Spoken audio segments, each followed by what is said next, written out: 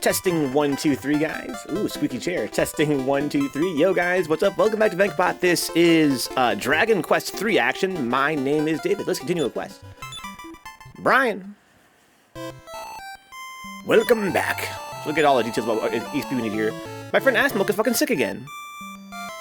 I don't go anywhere. I don't know how these keep happening. I'll do a Norse spell to bless you with healing, Johnny Hunter. I'll toss my runes to see what you can do to heal. Good idea, Fortiel. Give you a college try. It's the same as last time. So last time, what? It was almost certainly like COVID, right? I mean, it sounded like COVID symptoms last time, insofar as it being like a really dastardly flu. Oh, I didn't mean to do that. Fuck, I'm out here mashing buttons and I'm the king. You hate being the king because you're out here mashing buttons. But sometimes I do be like that. So I gotta go find another king to get my fucking regular self back. Welcome aboard, Dez.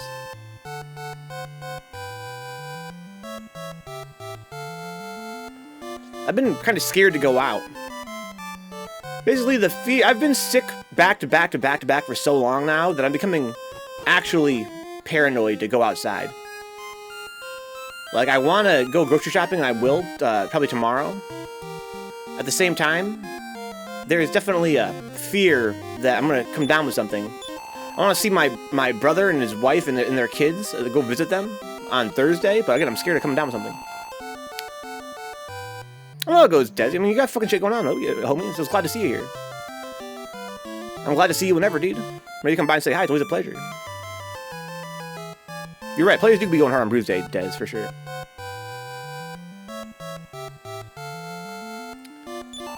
Okay, blah, blah, blah, blah. No, I don't want to be the king anymore. So, last time, that's right, we're going to this desert town, right? We're going to this desert town. And doing a whole desert quest. Welcome back, Des. Just saying it's good to have you here, dude.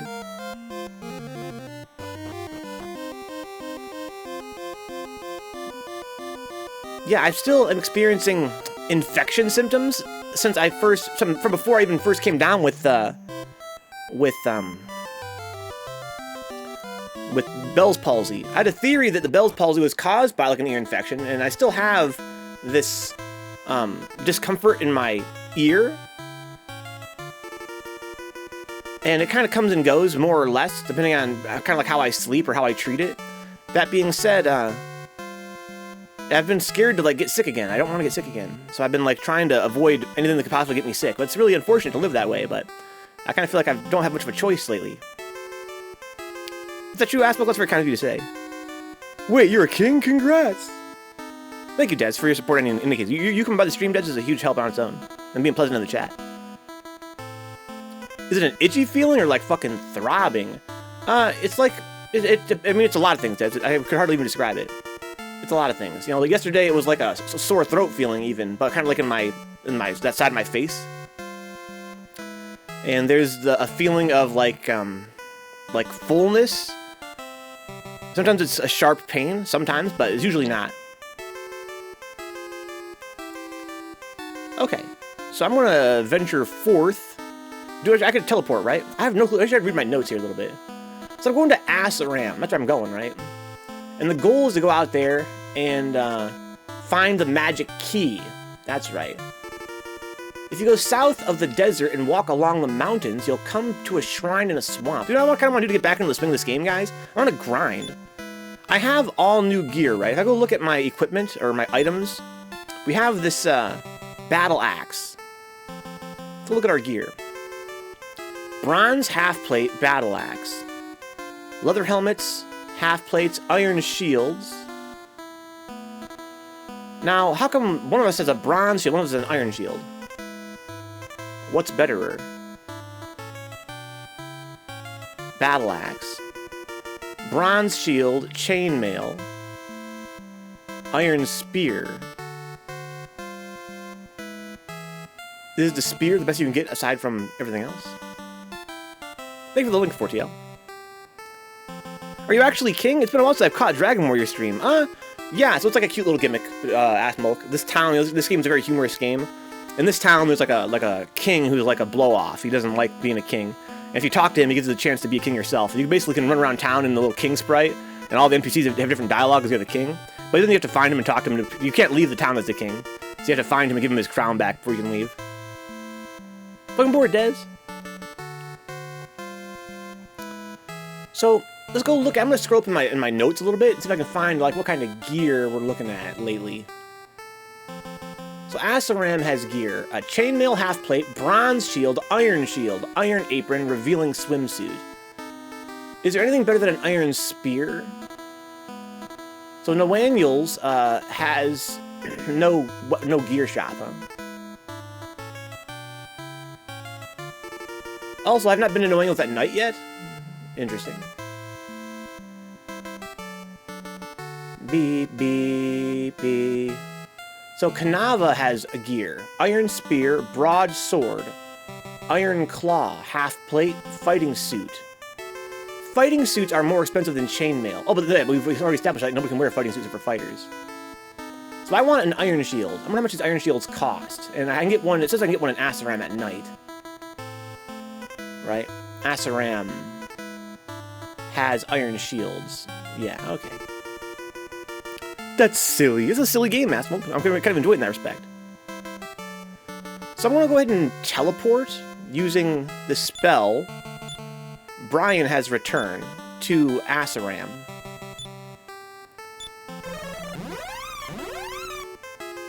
Kind of just want to grind a little bit. How much money do I have?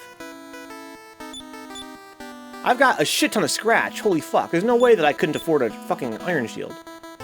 I need to wait till nighttime. Let's grind until then. More Warcraft, right? I may have bought the remaster. I know it was wrong. I'm just so greedy. And beat half the human campaign the other day. Well, how's the remaster you enjoying it? You enjoying the graphics? You enjoying the new quality of life features? Rise up, Orc Sisters. So, I have no clue how to play this game. It's been a week since I played. The cats are bad. I don't remember why the cats are bad. They inflict on a really crazy status change, right? Do they put you to sleep? I should kill him first. Porm is our warrior, so she can probably one-shot the cat. Brian is a spell sword. He's got this spell fireball, which is really great. Brian, why don't you go ahead and attack the... So Brian attacks... so our order is Getchley, Brian, Germ, and then Porm is last. So Brian should... so actually, you know what? Porm should not attack this cat, because she attacks last. We should attack this fucking monkey. Right? Attack the monkey. And Brian should attack the cat. And this is guy, he's like our healer. He has some attack spells as well. But he has pretty good normal attacks, I believe. So he should fight the cat.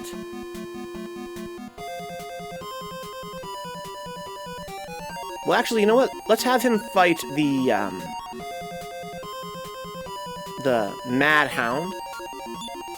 And Getchley has a spell that hits everything, right? This spell Bang hits everything. Let's see how that works. So it hits for pretty good damage on everybody, looks like. Not bad. 8 hits hard. So we lost Jeremig's spell, that's it. He died because of the Bang. He died because of the Bang and Brian's attack. That worked out really well. Not bad for my first fight. Welcome aboard, League Alliance. Oh yeah, it is Hunter. It's the fucking quiet gorilla, for sure. What's up, Wild John? You streaming Porm on Twitch? Dude, Porm's my fucking girl. You gotta fucking show off Porm. She's also our leader of our team. I like being able to play at a high resolution, and the remastered music is really solid. Plus, I've got the GOG version if I ever want to go back to the original. So, is it all new graphics, or is it just same old graphics, but higher res? That fucking pornography. So Porm, you attack this wild ape. Brian, he has fireball now. Sure, fireball. And he's got Infernus, which is kind of the same thing. So this might kill them all. Is that you, Hunter? It's just like a... You think it looks like one of those Ozarus or whatever? Or they're actually apes in Dragon Ball.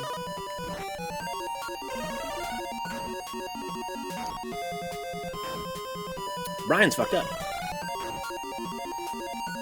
1 down, 2 down, 3 down. So Porm never even got a turn. There are new graphics. It's a mixed bag like most remasters. The orcs look great. Some of the humans look a little silly. like this will be a little bit silly. Ozaru, yeah. I don't think they look anything like the Ozaru. Spell. Jeremig. Heal Brian. Okay, how we looking? Pretty good? Pretty good. So my goal right now is to wait until nighttime so I can buy this Iron Shield. Okay, so there's 4 vampire cats. They're all one big group. And they're gonna seal my spell. So I should not use magic on these guys. Unless I use it from, Getchley. Even Getchley might be too slow. So why don't you go ahead and fight the vampire cat. Just everybody fight the vampire cats. Just fight them. With your fists. Oh, we're Tiger Lily.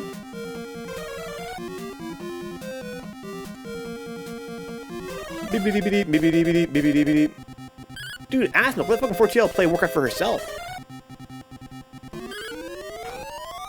Guys, I've been watching a lot of movies lately. I watched this film called Fight Club. I also watched a film called Goodfellas. I watched this movie as well called The Godfather Part 1. All those 3 films are pretty good. I've seen them all before. I've only ever seen Fight Club one other time before, as well as Goodfellas only one time before. I've seen Godfather like 1,000 times. You enjoy that film, Tiger Lily?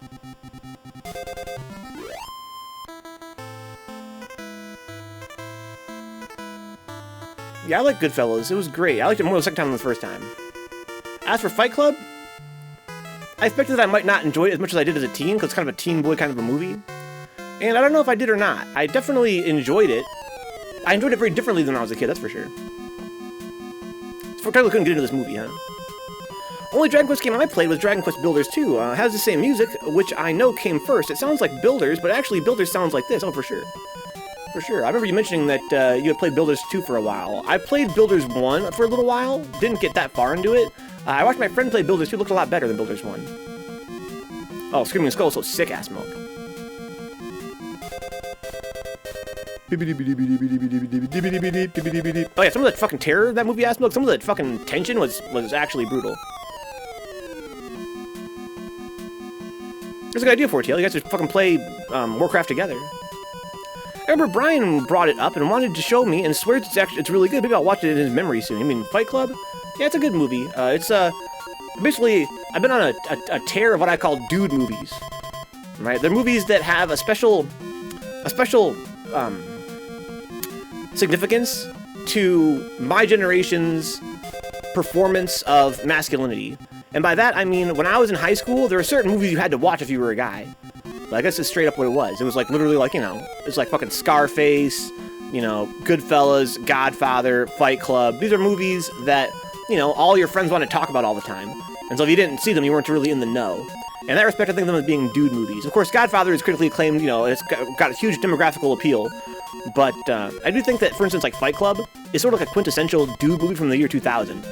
Like, I think that, of course, it had, you know, critical acclaim, you know, across multiple demographics, but it's one of those films that, you know, if you didn't see it and you were a high school dude, you kind of had to go see it. You think so, Des? Should I do some cooking on Friday? And watch a film?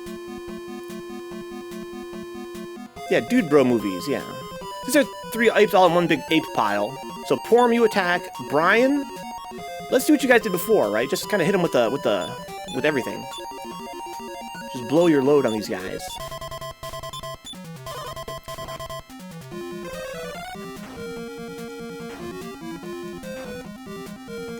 I find it kind of interesting that there are certain films, again, I think are sort of like, yeah, they're part of how we perform masculinity. Like, you have to be aware of these films, or you're totally like, oh, you haven't seen that movie? Wow. But it's not the same if you're not a dude. You ever seen Scarface or Godfather? Both excellent films. I do think that Scarface does fall more into that dude movie, you know, camp than Godfather does, but it's still an excellent film for anybody. Godfather is a lot more atmospheric. Scarface is a lot more over-the-top, violent. Yeah, they're great films, right, Des? But they're both excellent films. Porm, you fight this ape. Dude bro movies and games set the trajectory of my life, ironically. Is that true, Johnny Hunter? I wonder what you mean by that. I've never really been that into dude bro stuff in general, but I haven't really seen, before Pizza in a Movie Ass Milk, I never really saw that many movies. Basically, if I saw any movie, it's because I saw it with my fucking dude bro homies. So I am largely exposed to films sort of in that category more than some other films. There's a slippery slope because when you describe a film as a dude bro movie, it does sound sort of, it creates this expectation of, like, gatekeeping, as though if you were a woman, you couldn't enjoy them the same way. But I think that's not true. What I mean by dude bro film is just, again, that it's sort of like, if you were a young man, you kind of felt a lot of pressure to be familiar with these films. That's what I mean by that. It's not that it necessarily would appeal to men more, it's just that there was a lot of pressure, and you see that in a lot of your peers, that they use these films as sort of a jumping off point for their identity, right? That's why you see so much merchandise for instance, Scarface, or for Fight Club, because people use this as sort of like something that helped them understand themselves in a dude bro sort of a way. Brian, you fight this cat. Jeremig, you fight this cat. And Getchley, fight this ape.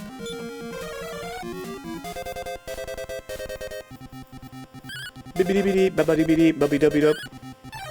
It's gonna be a really fun soundtrack. How do you fucking whiff on this ape? This ape is fucking bigger than the broadside of a barn. Thankfully, Porm can one-shot this guy. Oh, we're missing the cat, I think. The cat's got high evasion or something. So once again, Brian looking kind of fucked up. Let's go ahead and use Jeremig to heal on Brian. And do it again, to be honest.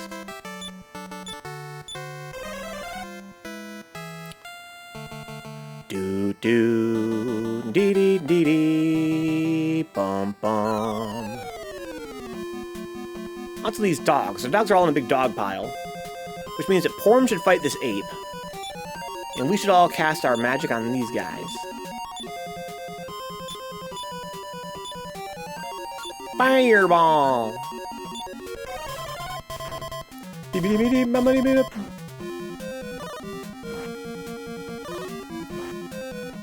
we're really pretty fucking strong these days. So the dogs can lower my defense, huh? That's crazy. No effect. That's bullshit. You're raised one way and then realized you're another. Shit gets complicated, as you can imagine, says Johnny Hunter. It's hard for me to imagine.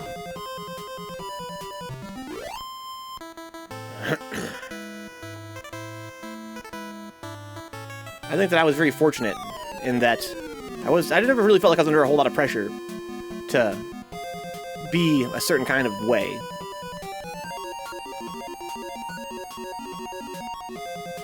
Two cats, an ape, Mad Hound. This is a huge fucking squad. Porm, she's proven she can kill the ape in one hit. Brian, why don't you go ahead and... Well, the cats aren't that dangerous, honestly, because they're stopping my spell, but, I mean, as long as they're going to stop my spell, who cares?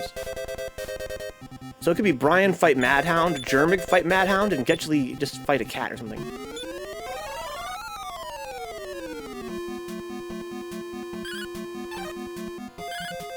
The cats are really evasive. Oh, Brian can one-shot this dog. Interesting. We're getting really strong. That's right, because we have a new weapon now. We have this battle axe now. That's new.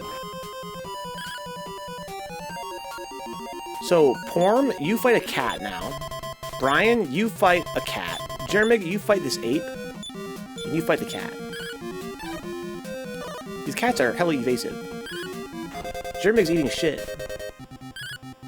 Bibbidi-bidi, babidi-bidi, babidi-bido.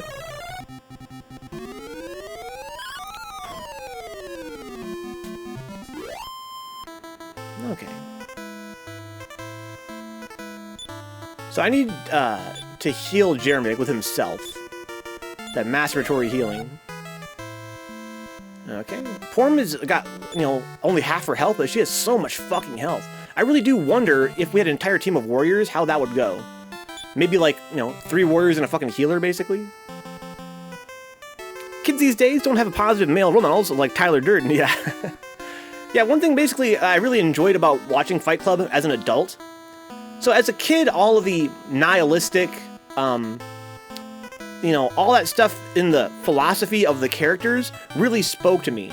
as did, you know, its overall message about maturing, you know, and sort of like having to let go of all that hatred, that self-hatred, the hatred for the world. I find it very ironic that a lot of people that remember Fight Club, they remember it sort of like non-ironically as being like, you know, like the characters in some way are aspirational.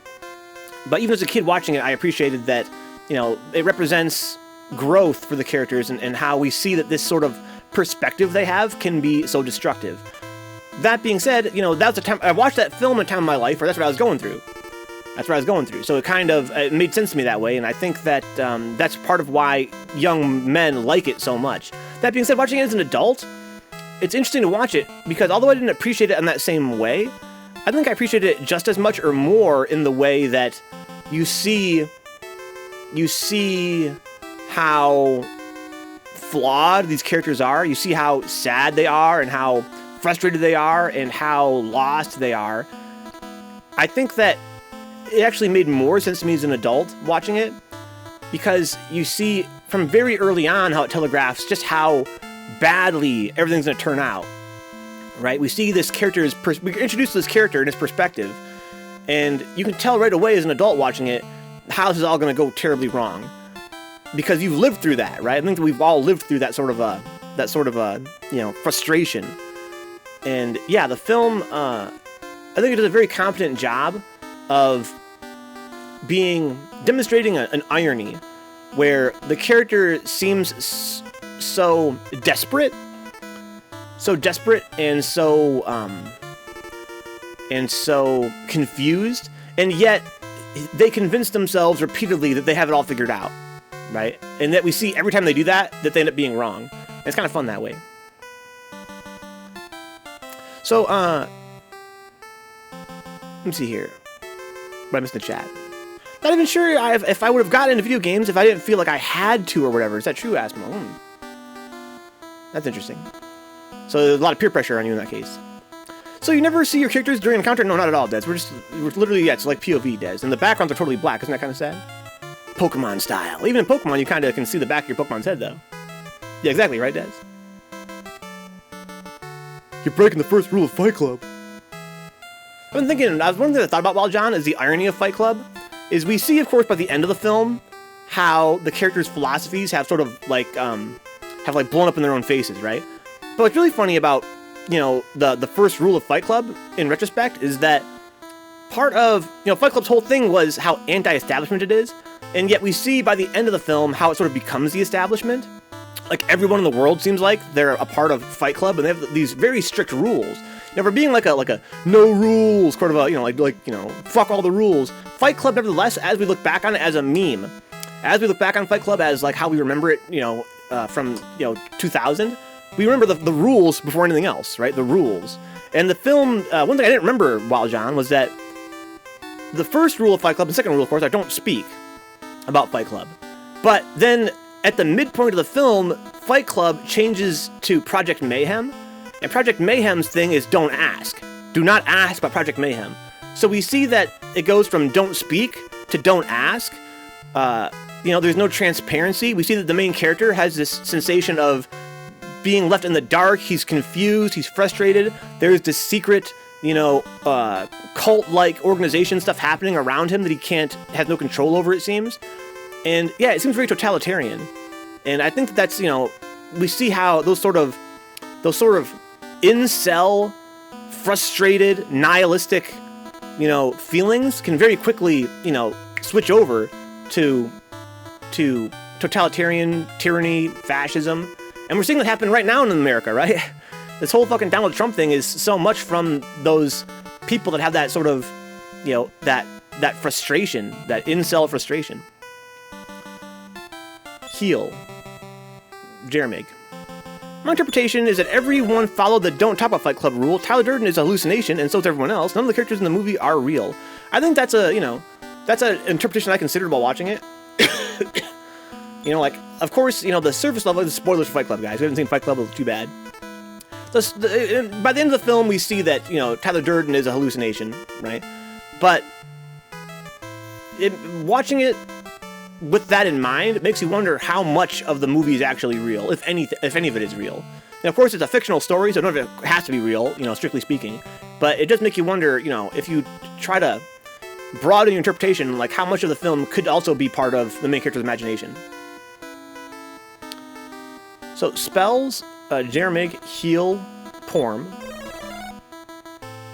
Okay. B-dee-dee-dee. Gay nihilism. Porm, you fight this vampire cat. Brian, you go ahead and fight the Mad Hound. Jeremy, fight a vampire cat, and Keshley fight a vampire cat.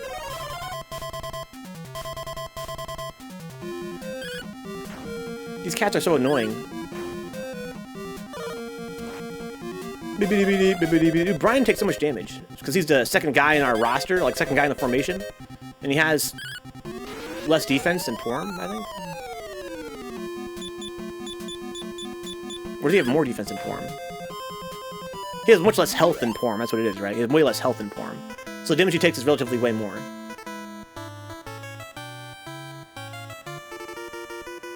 Almost nighttime. Yeah, I watched a lot of good films lately. I watched a film called Pee-wee's Big Adventure. That's a good idea. I didn't know why I didn't think that about John. I mean, look at these kitties, though. They're not nice kitties. They're fucking diabolical. They're not sweet little kitty cats. They're fucking, they have wings and shit. And they're red as fuck.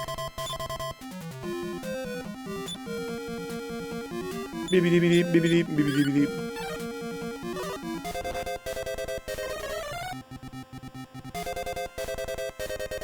I'm watching an anime, guys. I'm watching an anime called Initial D. On Thursday, we're finishing up Eden of the East. I'm watching an anime called Thunderbolt. But no kitties are bad. These kids, look at these kitties, man. They're on some satanic shit. Look at them. Vampire kitty, give them vampire catnip. Okay. I didn't think about that. That's probably one way to get them off my case. What's up, Dion? The crazy part is some people look up to Tyler and it's nuts to me, says Dion. Yeah, I think that, you know, the shit goes over people's heads. It was a very stylish film. It was no fun. The thing about Fight Club is that it's a very, very dark, very, very heavy film. It's very unrelenting. It's got some comedy a little bit, but it's very cynical comedy. And I kind of, I'm going to do a cast much magic here. Porm, you fight. Brian, you fight. You cast Infernus. And you cast Fireball. It's a very unrelentingly dark film compared to even some other very dark films. And so, yeah, I think that I came out of Fight Club, you know, having enjoyed the film, found it very interesting, but it is sort of, it's not a very pleasant film to watch, I guess, in a kind of a strange way. No fun allowed. It's not a very pleasant film. Even a film like Goodfellas, you know, it's a very, very, you know, darkly humorous film. It was a lot of fun. That's one of the rules. The third rule of Fight Club, no fights allowed, or no fun allowed. You can fight, but you can't have fun. Spell, Jeremig, heal, Brian. Dude, this dude's getting fucked up. Brian. I wonder if Dragon Quest IV will have the same UI.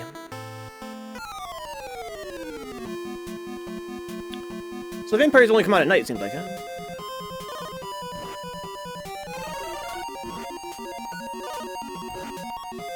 That really fucking hurt.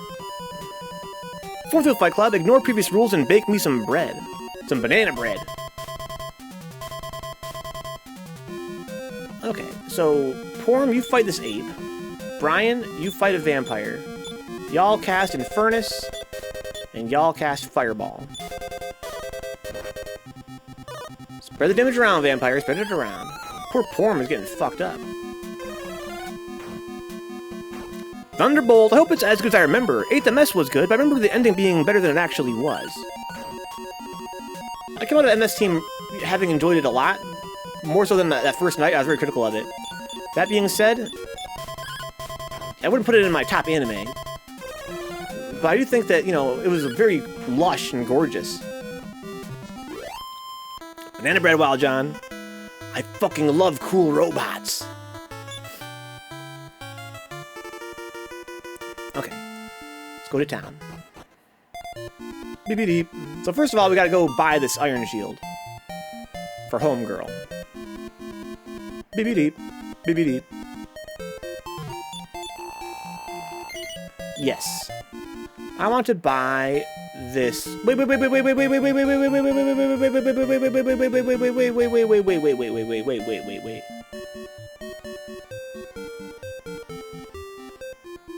All this time, the shield is only available during the day. I've been grinding all night to try to get enough, to pass enough time for it to come here at night. Nothing here for me to buy at night. That's fucking hilarious. Yeah, that was I think 4TL, like that film, you know, that OVA, 8th Miss Team, was really at that perfect time. That's when anime was at its actual peak of visuals. In the world of Fight Club, society felt on the verge of collapse, at least to me, says Dion. I think that one thing, as I'm mentioning the film, Dion, after watching it, it struck me that this philosophy of nihilism that the characters all espouse, it's loveless, right? It's a very loveless outlook on life. And I think that one of the primary themes of the film is about taking responsibility for your life, right? Because we see that, you know, the main character, the protagonist of Fight Club, he has this alter ego that he has sort of like, he has disassociated from himself with the purpose of having it be able to do the things he cannot do.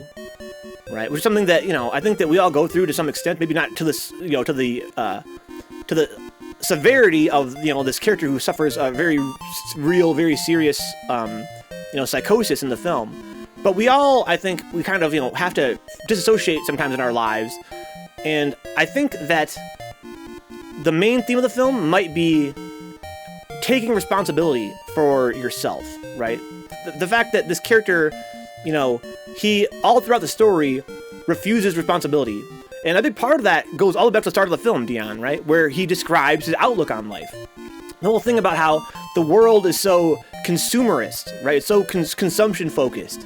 And how, you know, the world, you know, he has resentment for the fact that his father left. And he has, you know, he can't relate to people. These are all things he blames on the world. When really, you know, his lifestyle, which we see, you know, he has this fixation with IKEA, with his apartment, right, with owning things. That's not how everyone is in the world, right? I think that it's very fair to be critical of that as a big part of our society, right? Because we do live in a consumer culture, which, you know, we are brainwashed so often into sort of, you know, conforming into. And yet, we all have aspects of our life that are our own, and which we, you know, enjoy, and which enrich us, and which, you know, sort of defy the strict, you know, the strict function that we are expected to serve by the culture that we live in. And yet, this character, he takes no responsibility for that. And it strikes me that, yeah, the world they live in, it's not really the world they live in, right, Dion? Like, the world they live in that film is the world that they live in because of their outlook on life, not because it's actually the way the world necessarily is. And again, I don't want to say that it's not fair to be critical of, you know, the society that we live in. For sure, you have to be, because there's a lot to be critical of. But at the same time, you know, you have to also, out of self-love and love for your peers, love for your family, your friends, you have to be constructive. You have to be constructive, right? And the philosophy of the characters in the film, Tyler Durden and, you know, the Project Mayhem of the Fight Club, it's all about self-destruction, right? They're all about self-destruction. They're basically throwing a big tantrum, what they're doing. They're throwing a big tantrum, which I think, again, I can sympathize with that, because that's what I went through as a teenager. I think a lot of us went through phases like that as a teenager. But what they refuse to do is be constructive, to be supportive, you know, to make a positive change. It seems like their whole thing is just destroying stuff, and that's how they expect to make a positive change, by destroying all the evil. They try to destroy the evil in the world and in themselves. They try to, you know, to eliminate their like, ego, kind of. But again, that's the irony, right? Because really what they're doing is they're exerting their ego. But in any case, yeah, it's an interesting film. And I think that the reason I go on this little tangent is because, yeah, Dan, I don't know if I agree that the society felt on the edge of collapse in the film, right? It felt like society was just pretty normal in the film. It's just that our characters were on the verge of collapse. And because we see things from their perspective, you know, and that's very relatable, right? The fact that when we're upset, when we're depressed, it's very hard sometimes to see outside of our perspective, to get a big picture view of how good we might actually have it. And in this film, we see these characters who, you know, they're very depressed. They're very, very depressed, and so the world they see is a very dark world, but the world itself, I don't think it's necessarily that way. So, my friend Bald Eagle's here. I remembered I need to binge the last episode of War Bad. Yeah, for sure. What's up, Bald Eagle? We live in a society. Soon you'll watch all the main series and change your username to the same as a lady from Gundam, like me. Is that the 4 and 4TL stands for, 4TL? You're just jealous you aren't as cool as Hallucination throwing a tantrum in the movie. That could be Wild John, that could be as well. He was very cool. I want to meet 4. I'll warn you, it's impossible not to fall in love with her. Oh, no. But she's fucking two-dimensional. That's a fate worse than death. You could never smooch her. She's impossible for to smooch. Iron Shield. I only need one of these.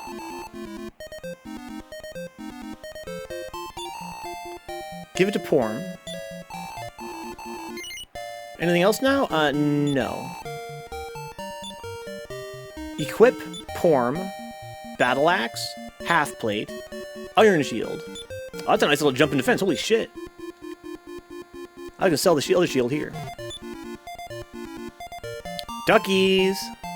Pixelated duckies. Sell. Porms. Bronze shield. Yeah, so I really felt like watching Fight Club all these years later. The fact that the philosophy of the characters was less intimate to me didn't make me enjoy it less. In fact, it kind of gave me a way to enjoy it more because it gave me a different perspective on the film that allowed me to, you know, sort of be more analytical toward it, I guess. I recommend the film if you haven't seen it. That being said, yeah, I did find it very joyless, and that it was sort of draining to watch that way. I've been watching a lot of, you know, very long, very dark films, and, you know, they can be very enjoyable. Fight Club, you know, it was very long and very dark and kind of exhausting, and not highly enjoyable, but it was interesting. Love is stored in the pixelated ducks. Alright, so, now I need to explore this whole area, in general. That's where I'm at. So I can go eastward, so I'm going to review the notes that I've gotten regarding this area. If you go south of the desert and walk along the mountains, you'll come to a shrine in a swamp. That's where you get the magic key. A country named Isis lies in the desert to the west. So there's a desert to the west, you go south of that, you find the shrine. But there's a cave to the east. What is this cave, you guys think? I think I hate fucking. Why would you Asmo? Would you would? Sometimes Asmo get the impression that it's very hard for you to watch a piece of media if you don't necessarily agree with its themes. Or agree with its like characters, I guess. So, fight these clouds. Brian's got not a lot of mana. Jeremy does, though. Why don't you go ahead and fight? Why don't you go ahead and cast Fireball?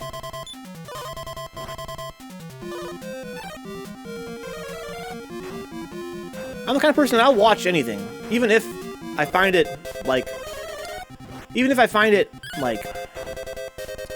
offensive on some level.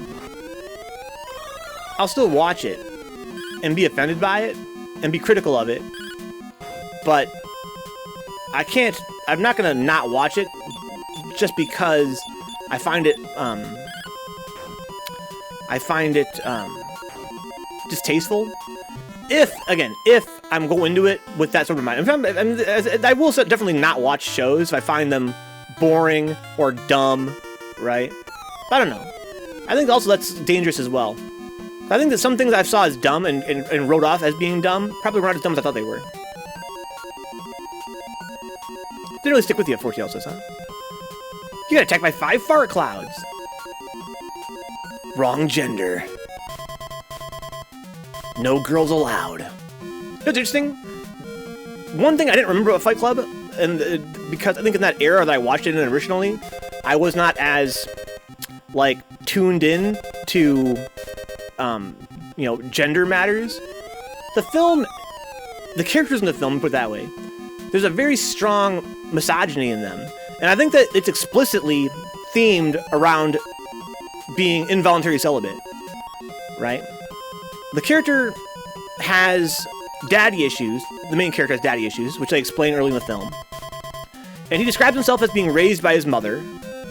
And you see that he has distrust toward women. We see that he has, you know, he has a very... His relationship with Tyler...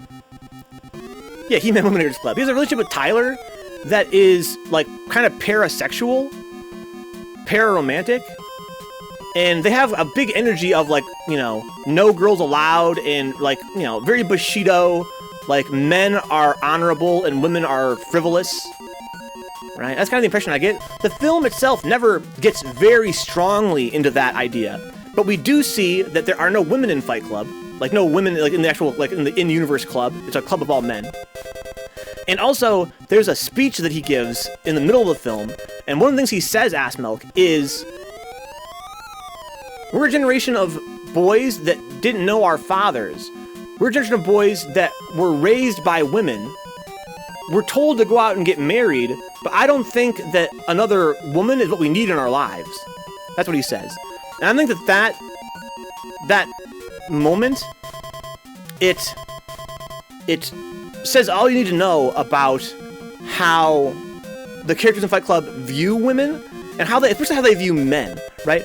Really, it's more important how they view men, because the film has this sort of a, well, it has a very, basically it's a very masculine film, insofar as one of the main themes for sure, Ass Milk, is the fear of emasculation. There's a huge focus on emasculation in the film, and, you know, and we see again this sort of like a Bushido thing going on with what does it mean to be a man? Men who love men, men who, you know, join in camaraderie with men, who, you know, have. So it's kind of like, you know, it's almost like what he's searching for, Ass Milk, right? This whole thing with Tyler, he's searching for like a father figure, right? He wants to be loved by a man and to love a man and to sort of have communion with men in a way that he seems afraid he might not be capable of, I guess. And again, there's sort of this, that's sort of a psychology or like a phenomenon we see among incels. This idea of like eschew relationships with women and focus on relationships with men. Right? Let's you know, we don't want to sort of, you know, there's this notion of like, we don't want to be defined by our relationship with women. We're told through our whole lives, get a girlfriend, get a wife, settle down. But what we want is to be with men, right? To be among men, to, you know, to do manly things and to, you know, and I think a big part of that is just the anxiety that comes from being a heterosexual man that is like, you know, this fear you have that, you know, your own loneliness, your own compulsion to be accepted by a woman is going to end up controlling you and consuming you, right? I think that a lot of kids, they take that anxiety about romance and relationships and sex, and their answer to that is be like, well, no, I don't care. I don't care at all about women, right? Like, I don't want to have that feeling that makes me so uncomfortable, that fear I might not be accepted, that fear I might not find a spouse, right? I totally eschew that, and instead, I want to focus instead on platonic relationships with other men. And, you know, necessarily, that becomes misogynistic. Necessarily, right? Like you can convince yourself that it's for your own, you know, your own, like, comfort or for your own security. But the fact of the matter is that it stems, you know, from a fear of women that will manifest as a hatred toward women that will make you want to control and oppress women in your life, right?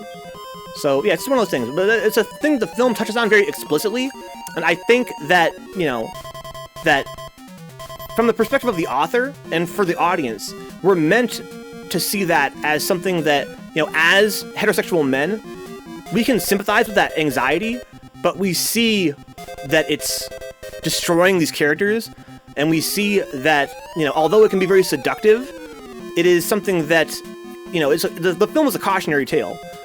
And that's one of the things I found, again, more interesting about it watching it as an adult than even as a kid. Sorry for the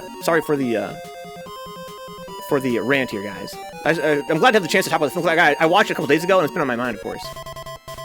The guys look to validate themselves by viewing women as objects. That's true as well, right? There's a certain, you know, it makes you feel more comfortable. It makes you feel more secure if you can convince yourself that a woman can't hurt you. My dad left it my mom's fault. Yeah, it could be part of it, yeah, Smoke, for sure. Fox News commentators saying that Fight Club speech on repeat every day and night. Yeah, very true. My dad left me and it's my mom's fault. Your mom should have manned up, yeah. 100% that, Smoke, for sure.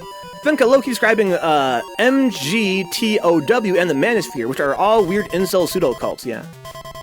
You want to be with men, gay. Wow, cool men, women bad. Yeah, you know, the film does have this examination of the main character with regards to his sexuality in terms of, you know, he eschews women, and he tries to convince himself that you know, it's not some Bushido stuff, right, Asmo? But we do see explicitly that when Tyler, his male role model, starts, you know, having a relationship with a woman, he gets very jealous. And in general, you know, a big theme of the film is how the main character is emotionally manipulated by Tyler, and how he has these complex feelings toward Tyler, which, you know, seem to be, you know, bordering on romantic or sexual, right? And again, it is, you know, and I think it's fair. That's more than fair, because the film is so much about, you know, the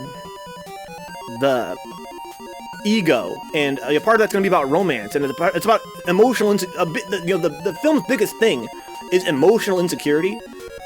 And so, yeah, I think it's very fair that we have to see our protagonist like, oh yeah, women have cooties, women are gross. But then when Tyler starts being with women, he's like, he feels jilted. He feels totally jilted, right?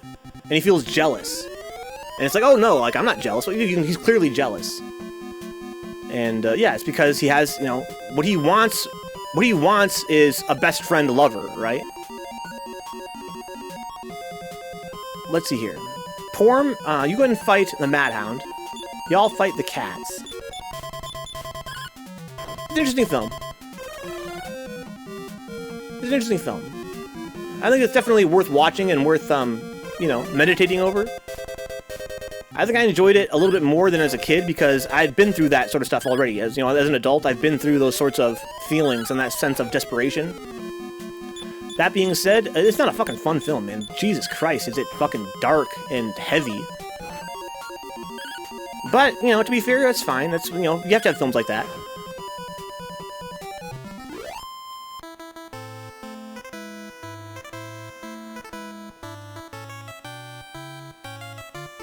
Okay, so how we get beat up there? Jeremy is hella beat up. And thank you for indulging my rants, guys. Again, I haven't had the chance to really talk about it that much since watching it. Dragon Quest III is a lot like Fight Club in many ways. Both contain fighting, oh for sure. Well done, for sure. Oh, dude, Waterland Moraine. I want to watch Donnie Darko so bad. It's one of those films that I saw as a kid and have not seen since. I only saw it one time. I remember liking it okay. And it's one of those films with all my dude friends were like, you gotta see this movie, guys. You gotta see this movie. So I watched it and I thought it was cool. And it is similarly like very psychological and very stylish like Fight Club was. But yeah, it's kind of, I feel like it's fair to say that Donnie Darko's legacy is not the same, doesn't have the same gravity as Fight Club's legacy. Even though when I was a kid, it had that same sort of like a mystique around it, right? You had to go see it. You had to go see it. We'll never see Smurf the same way again. Yeah, I've seen Donnie Darko, but only one time. I have no recollection of Waterland. I have no memory of it whatsoever. I have no clue what it's about. I think it has Jake Gyllenhaal in it as the guy.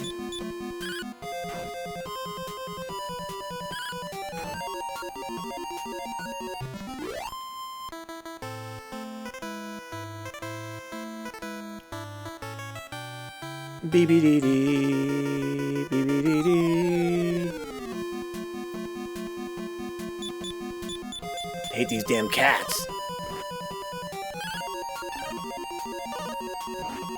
She says it's probably because it's harder to idolize the characters, and maybe you're right, Fortio. Isn't that kind of funny? I do think that a big part of Fight Club's legacy is the fact that people unironically view the characters as being aspirational, which is really fucking ironic. Because they're fucking miserable, they're fucking hateful, they fuck up through the whole movie, and everything blows up in the end, literally.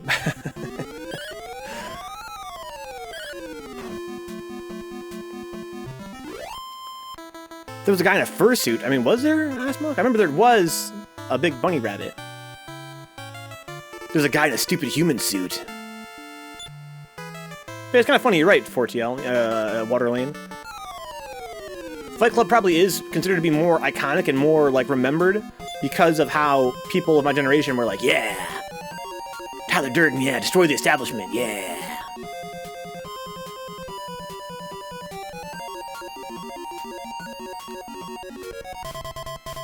I was talking to my friend about Fight Club, guys, and it struck me that, you know, the difference between watching Fight Club, like, in a microcosm, watching it as a kid and watching it as an adult, is the fact that in the start of the film, the main character basically gives up on his life, and he moves from his nice apartment to living in a abandoned house that is literally falling apart. It's covered in mold.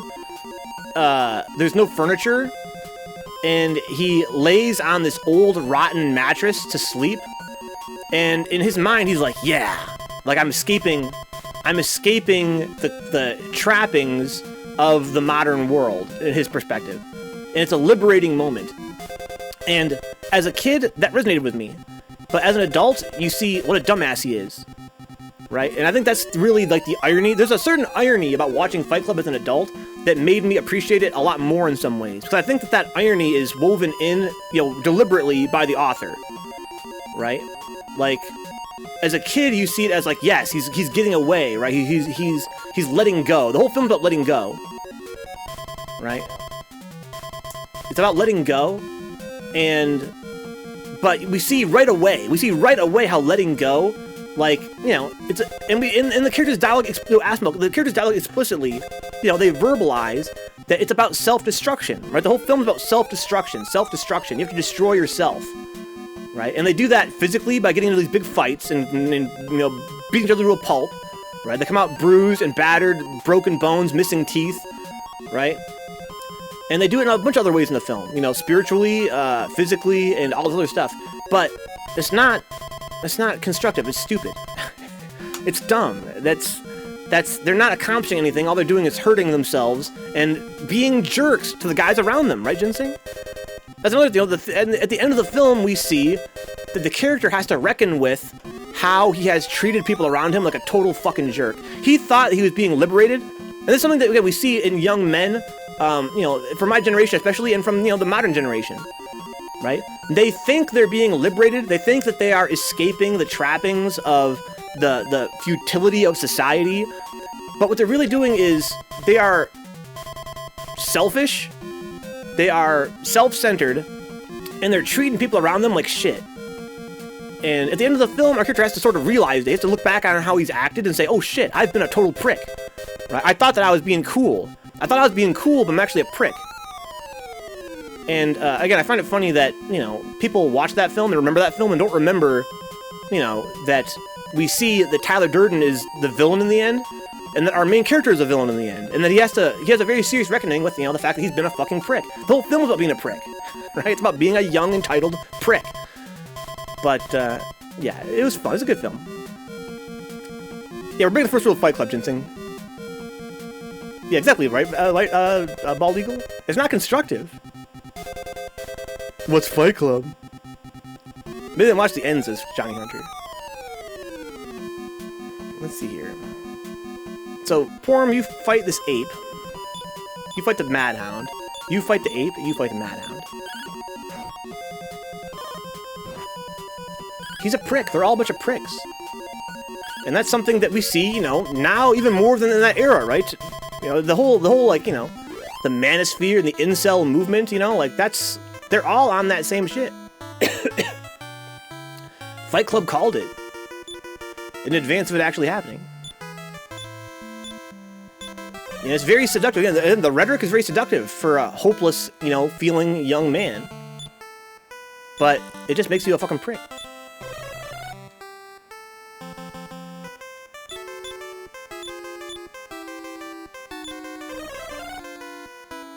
You show an incel the ending of Fight Club and they're like, ooh, explosions, oh.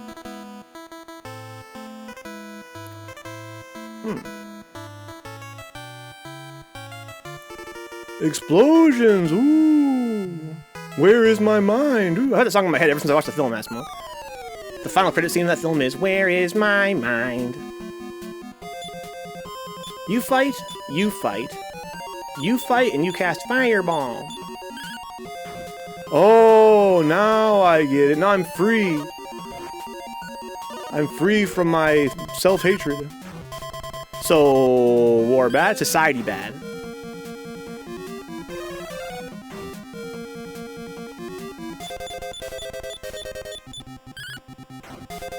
You know what called out the incels before Fight Club? What's that, Dano? What is the angsty teenager movie for Gen Z? I'm not even sure what they had. You're talking about fucking Joker, right? You're talking about fucking Joker. Okay, so over here's the desert, I guess, from what I understand. Oh my god. I'm cute but evil in a whole different color. You're even cuter now. And also more evil.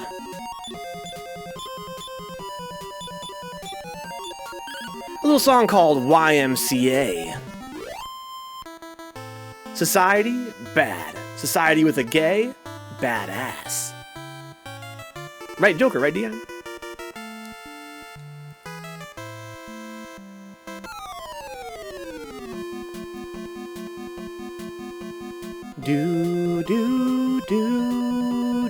Brian's kind of low on health.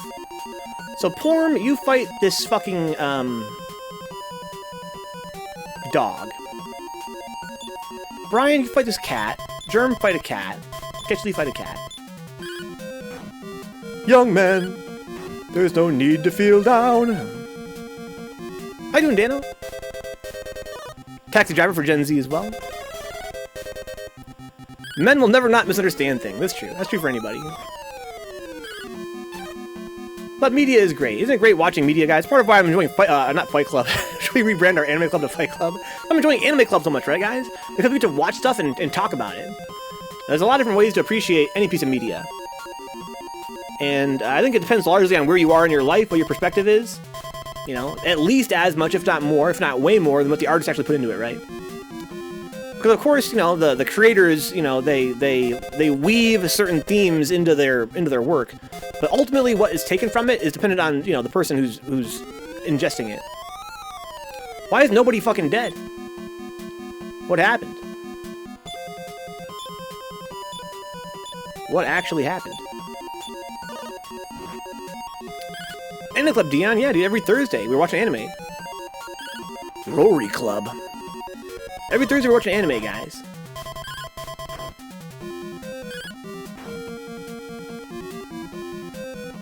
We're eating shit. What if for Anime Club, instead of watching and talking, you did fighting and not talking, huh? There you go, Wild John. It's a very small pivot. One Piece Club. Dokudo-chan Club. Like, literally her fucking club. The club that can do anything. Excalibur. The bat that can do anything. Fuck this ape. Fuck this cat. Fuck this ape. Fuck this cat. Pee-pee-doo-pee-doo, pee-pee-doo-pee. Pee-pee-doo-pee-doo-pee-doo, pee-pee-doo-pee. Nandemo dekichau bato Excaliburgu. You'll be glad to know, 4TL, that in this game that I really enjoy called Zettai Hero Project, you can actually play as Dokudo-chan. She's a playable character. It's a kick-ass game, too. So this is a dead end over here. Okay. Good to know. I was trying to explain Dokudo-chan to Waterley Moraine, and she looked at me like I was a fucking freak. freak. Well, you are a fucking freak for watching Dokuro-chan. That's a fucked up fucking show. I was thinking about the fucking goddamn baboon in that show. Like, I watched that show so long ago, I have very little recollection of it whatsoever. But I remember that goddamn fucking baboon. I remember the fucking sad angel girl living in an alleyway in a cardboard box. That is a fucked up show. Let's see, so Porm, you fight, Jesus. You fight the vampire. Brian fight this madhound. Jeremig fight the madhound. And Getchly cast fireball on these apes. 4, you watch fucking number 6. It's okay to be a fucking freak. Chapter number 6.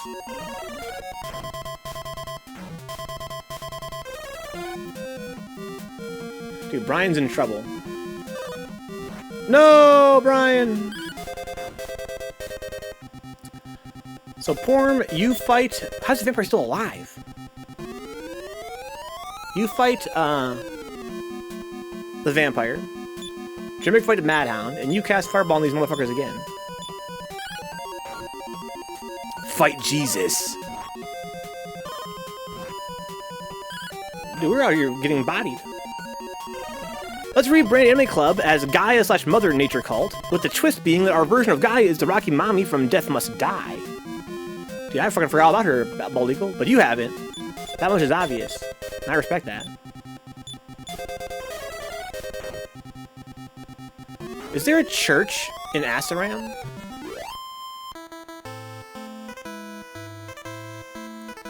It'd be funny if there wasn't. It's like a city of sin, like canonically.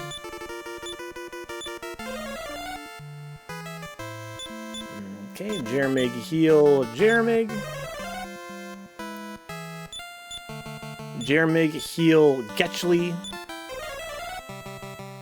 Okay, and then heal Porm. How do you them fucking ties, dude? I remember now that you mentioned it, but I hadn't thought about her in a hot minute. I really could not fuck with that game. I've been playing this other game instead called Loop Hero between streams, guys. So I don't want to sleep here. I want to bring this motherfucker back to life. Is there a church in this town? Or is there not? Because of the whole gimmick of it being a city of sin. There it is. There's a church.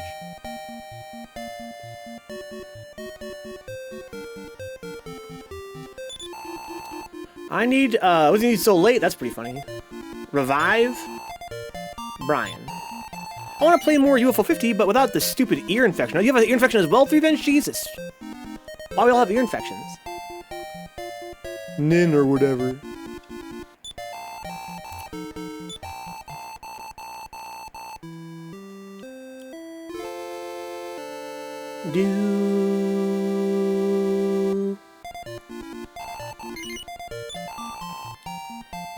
So rather than go where I'm supposed to go, which is to the west, I kind of want to go check out this cave to the east. What could be there? Dude, we're all dying, Assmoke. Everybody's dying. I don't have an ear infection. I'm not convinced I have an ear infection. I think I do, though. I'm pretty sure that I do. But it's been literally like 2 months of ear infection. What I'm thinking, honestly, I think that it might be like a chicken or egg thing. I learned, Wild John, that when you open your mouth real wide and chew on things, your jaw muscles open and close your fucking ear tubes. And that's meant to, like, move gunk out of your ear, right? Like, that motion moves gunk out of your ear, your inner ear. And, you know, Bell's palsy, one of the symptoms of it is ear pain. And I think that maybe because my jaw muscle has been weak on that side, that's why it's not open and closing that tube enough. Maybe that's why I get that full feeling in my ear. I took my kid to the doctor today for an ear infection. Oh no, Egg Drop, sorry to hear that. Hope they're going to come out of it, you know, feeling a lot better soon and get antibiotics. Wear a mask while in Venka's chat so you don't get a fucking ear infection, for sure. When I was a kid, I would always get ear infections, but we would pour onion juice in the affected ear and it would always cure within a day. Is that true? That's great. I think mine is an inner ear infection. I think that's the inside of my ear, not the part of it, you know, between the eardrum and the open air, but between the eardrum and my throat. I've been battling it for the last 2 weeks, but it's been mild for most of it, just muffling my hearing. And then this morning I ended up at the emergency clinic due to the severity of the pain while the wife drove the daughter to school. It's finally draining him some, but slow and it's not a pleasant liquid. Gross.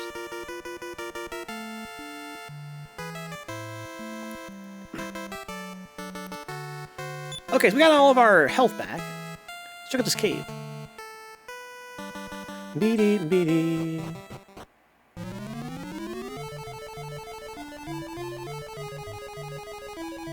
It's like a tunnel. Oh, I need the magic key. This game is way more linear than previous games. There's one thing I'm not really fucking with in this game. That's how linear it is compared to other games in the series. Never mind. Ear onion juice, Wildjohn. My parents would also give us fish antibiotics to avoid having to go to the doctor, so... That's funny. What is all this? Witch medicine. Hello there. I am Nora the Dwarf. Who are all of you? Get out of here. Noru the Dwarf. Okay, let's make a note of this.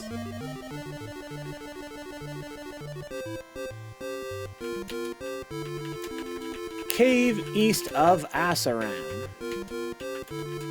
Noru the Dwarf is in there. I'm about to ginseng for sure. I'm taking all this shit. Fortale's really out here witch maxing with her runes and everything for sure. Know your role, Dwarf. 4 of us and 1 of you.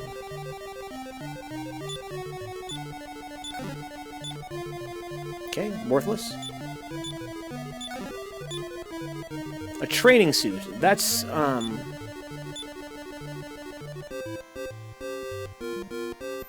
it on Porm. Battle axe? No. So, equip, Porm, battle axe, and then the training suit. Can't wear it. Okay. So, item, Porm, training suit, transfer to Getchley. I think that these training suits, I think that they're for the goof-offs. Nah, I'd win. What's he gonna fucking do? Nothing. Fucking literally 1 dwarf with a cute little sprite. I have some with bones, but it's better to use wood for Norse runes. It gets us closer to the world tree. I had a friend in, not high school, but my first job, who was super into Nordic shit and runes and stuff. Getchley? Training suit. No. I think the training suit's only for goof-offs. Shouts to the World Tree holding it down for real. Oh, for sure, dude. Especially in Dragon Warrior 2, it was great. So does this cave not have any monsters? It's just this dwarf's house. What's really annoying with this training suit, Ginseng, is that I have to hold it for the whole game now. Because there is no, like, there's no storage for this game. Like, there's, like, no storage chest. And it seems like a one-of-a-kind item. Okay, so now we can go westward to the desert. Oh no! We getting yumped.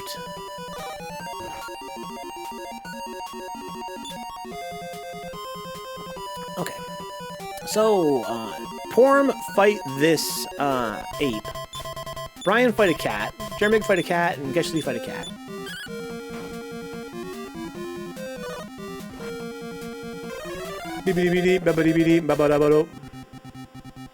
Seems like we're getting harder and harder to seal our spell. Is that just coincidence? Or is that mechanical? Because we're getting higher level or something. Seems we're getting more resistant to status change. The only sad thing is that the white supremacists love the Nordic stuff, so you gotta be upfront about how they're scum whenever you talk about it with people, yeah. Yeah, for sure. But we all know you pretty well for it, TL.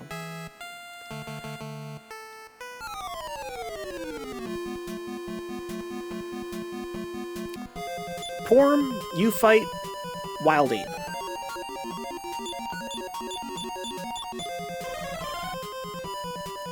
Doodly-doo. I think I need to change my my filter in my furnace. Why do they like it? I think it's just because it's, you know... I don't know why exactly, Ginseng. I think it's just because it's classical, you know, Anglo, pre-Christian type stuff. There's also a fixation with, like, you know, like ancient Rome, Greece. It's just some deep Anglo shit. I don't know anything about it, you know, I don't know anything about Nordic shit on its own that is white supremacist. Porm, you fight this ape now.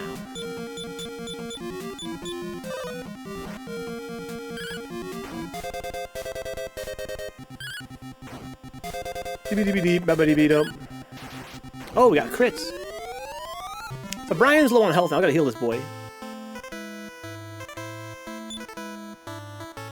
I look Nordic as fuck, pagan Aryan genes. I am a fucking Viking. Hear me roar.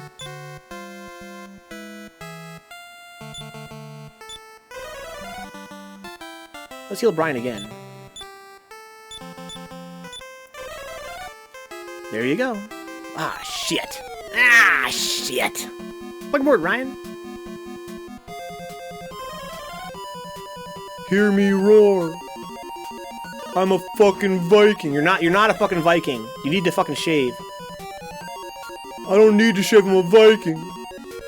White supremacists have appropriated a bunch of random symbols. The swastika was originally a Hindu symbol.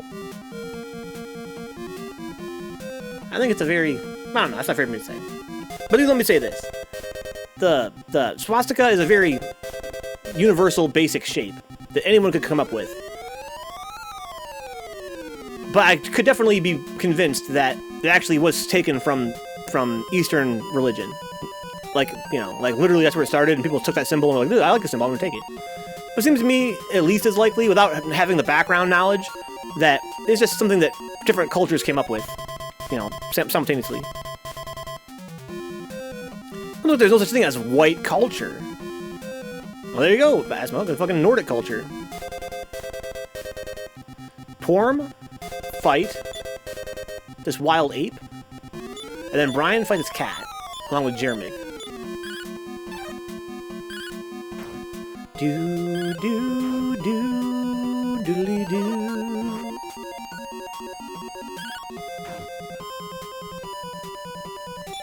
Okay. Stab this cat to death. You know, film was a lot of stabbing in it, guys. This fucking movie called Goodfellas. I don't remember there being so much stabbing in this movie.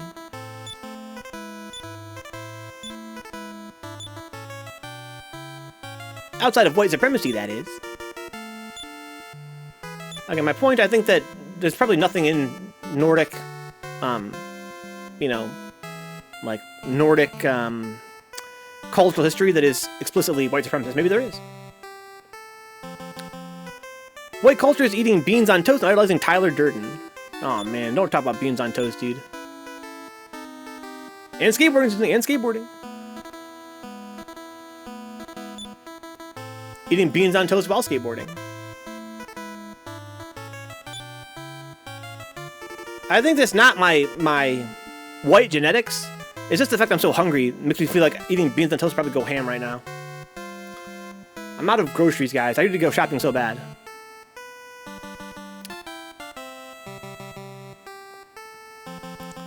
I need to go shopping so bad. I'm out of food. I'm so hungry that beans on toast even sounds good. I need to heal Porm now. Love me some beans for breakfast. Dude, Ryan, I've been eating these fucking homemade bean burritos, dog. Oh my god! Oh my god, Ryan! All I do is I fucking put some beans and shredded cheese and onion and bell pepper on a fucking tortilla and microwave that shit. Oh my god! But I'm out of fucking fixins. I don't have any more fucking tortillas. I have beans, but I don't have any more onions or bell pepper. I need to go out and buy some shit, but it's hard. It's hard to fucking find time. I wish that shit was still open 24 hours, ass milk. I used to be able to just fucking do my stream and then go shopping afterward. But now I gotta wake up all kinds of crazy hours to go shopping. Because I'm asleep during the day and awake at night. Like I say, it's beans, dog. I don't even need to tell you about the fucking shredded cheese or the onion or the bell pepper. Here's the desert. Beans on toast while skateboarding, that would be difficult. Worth a try.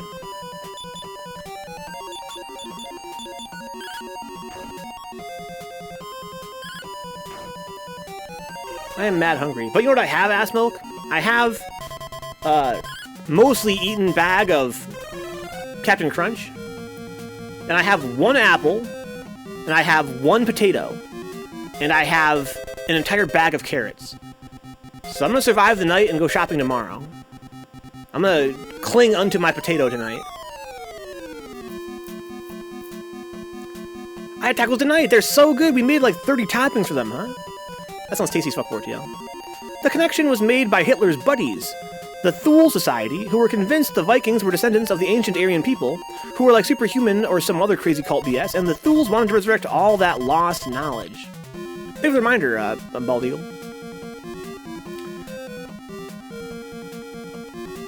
Dude, Ryan, thank you, dude. Carrots are kind of OP. I didn't know carrots were so godlike until recently. Also, because of my lifestyle, I'm really grateful they last a long time in the fridge. A bag of carrots lasted like almost 4 weeks in the fridge. And they go hard as shit. Like, they're tasty as fuck. And they're crunchy as shit as well. What more could you ask for? They're crunchy, they're tasty, they're easy to prepare, which is to say you just rinse them under the sink and then eat that shit. Oh. We're even more cute and even more evil. I've been on canned sardines game lately. I earned some sardines. Sardines are one of the things in the world I won't eat. I told my friend Ginseng last night that there are very few things in the world that I don't fuck with. One of them is tofu, and I want to learn to like tofu. One of them is oysters. What I forgot to mention was sardines. I will never eat a sardine. Ever. Ever!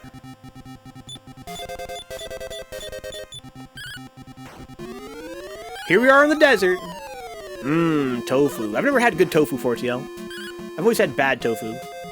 I think I could like tofu. I think I should like tofu. But I never had good tofu. Sardines. Carrots are the perfect food. Pull it out of the dirt and eat it raw, right, Waljon? I fuck with that shit, 'cause I'm really lazy. That's why I love apples and shit as well. Anything I can just eat, I'm happy with. I don't want to fucking have to cook anything. Dirt. So I gotta heal Porm now. How we looking? Pretty good.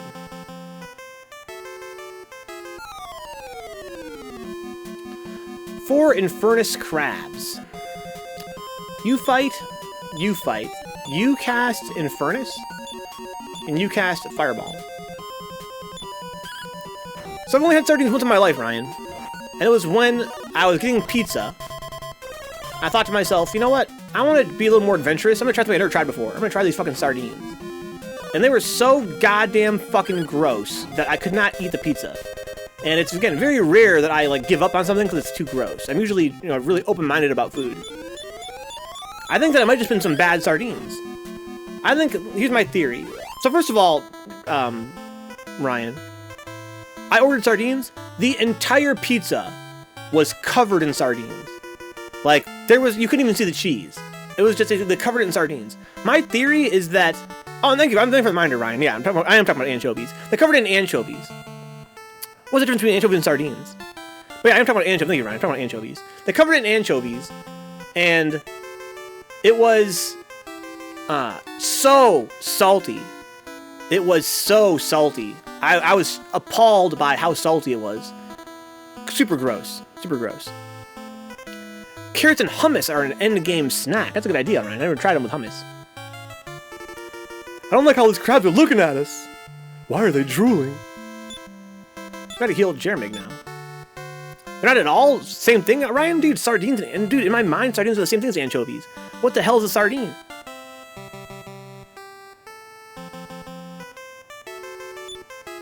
What the hell is a sardine then? Aren't they a little fucking fish in a can? Is that what an anchovy is? A little fish in a can?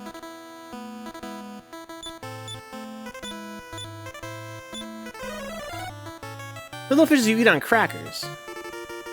So what's an anchovy then? I thought anchovy was a little fish in a can. They're both gross fishes, Paul John. Thank you, Ginseng, for the fucking Master of Lies emoji.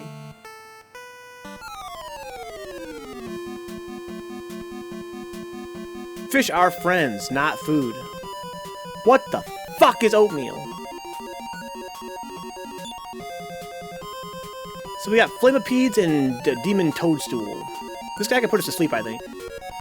So you fight Flamipede, Brian fight a Demon Toadstool, Jeremig fight the Toadstool, and Getchley cast Fireball on these Flamipedes. Uh-oh. They're immune to fire.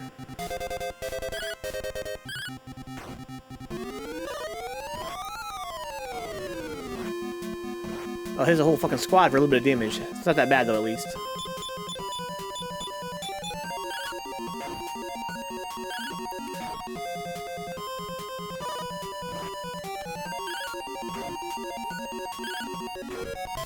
Beep. Yes! Get stronger, my warriors. You know, we've been learning new spells. I don't even pay attention to what we're learning. Pick up a can of sardines and olive oil at Walmart when you go. I promise you will like it. Dude, Ryan, there's no way, dude. How can you promise me that? How can you promise me that? Little canned fish sounds gross as fuck.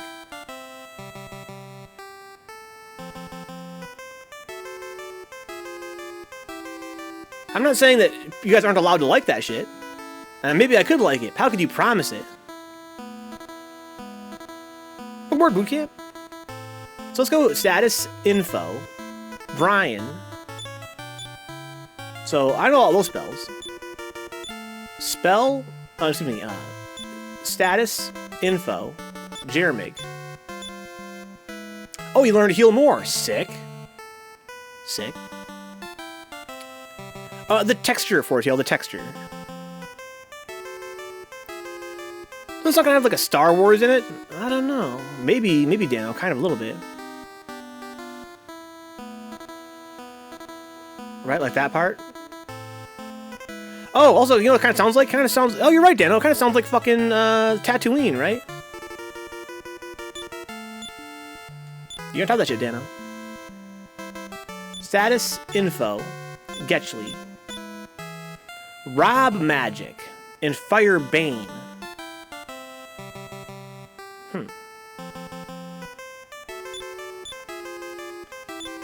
Okay, how are we looking? We're looking pretty wounded. Jeremig, heal Porm. Also heal Brian. I think that would also be something that eating them with crackers would help, huh? Watching from Tatooine right now. Heal Brian. We don't really need to heal more yet. We really don't have much health. Oh, there's a little fucking pyramid out here, huh? Hello? Do you like fish? I like tuna okay. I like fish fillets. Is that a custom steer animation? Oh, no.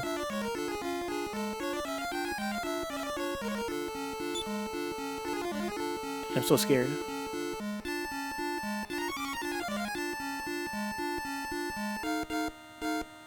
There's gotta be fights in here, right? Or is there no encounters in here? Booby traps, Ginseng. These guys aren't that bad. At least not one-on-one.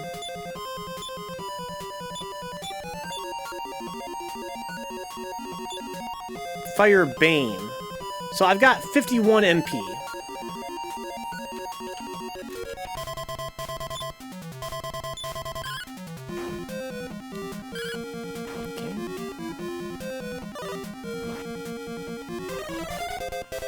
The spell is broken. It cost me a shit ton. It cost me, let's see here.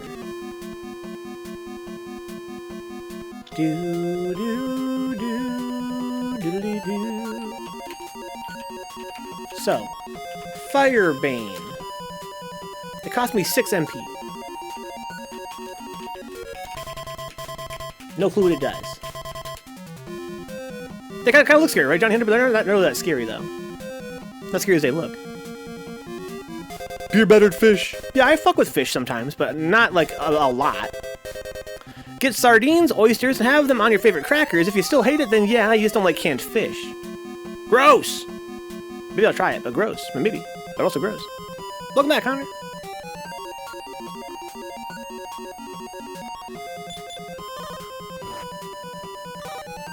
Oh, everybody's asleep? Oh, that's bad.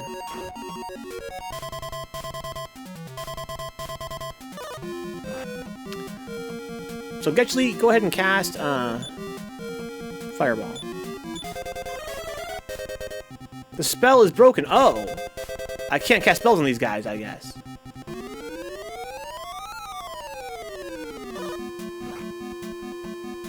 Somebody wake up, please. Thank you for the raid in that case, Connor.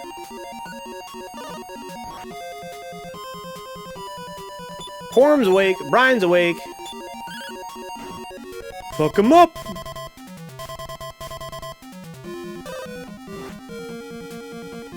Oh, when they got attacked, I went to sleep? That's crazy. So, Brian, you fight. Jeremig, you fight. And Getchley, you fight. I presume that we got our spell sealed at some point. The grind's going well, Connor, although I'm kind of trapped in a pyramid right now. Which is kind of scary. Cool music, though. Jeremig, heal... you know what? Actually, Jeremig, heal more. So heal more, so he's at 30 health. 30 MP. Oh, the spell is broken. It costs 5, though.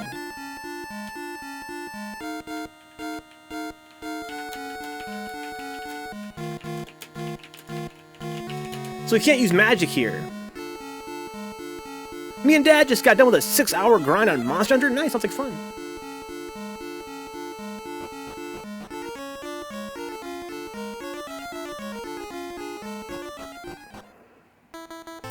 That place sucks!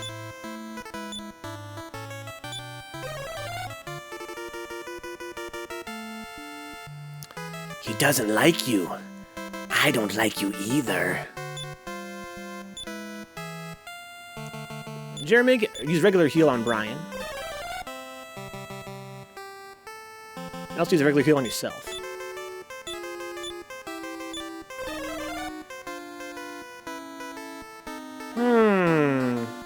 Make a note here in my notes. In my notes. Pyramid in the far northwest of the desert. Can't use magic. Creepy. Here's an oasis. Midnight at the oasis. Oh.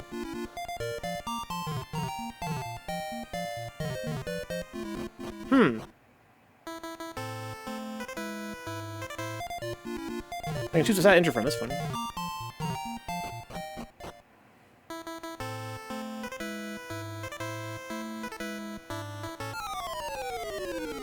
What's up, taters? Total pyramid scheme. The scheme is wait for dumbasses to just fall to the roof. And then body them. Porm, you fight this fucking crab. Brian, you fight this cat. You guys fight the cat, and you guys go and cast Fire Y'all. Come on, Getchley. Use your magic, Getch! Oh, it's not even that good against these cats.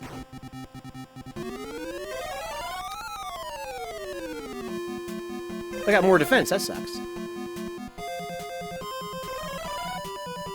I hate this fucking crab. The crab, Johnny Hunter! Well, I don't think this crab looks kind of tasty right now. That crab? I wouldn't eat that crab. Dude, they got such high defense now. But they're all dead.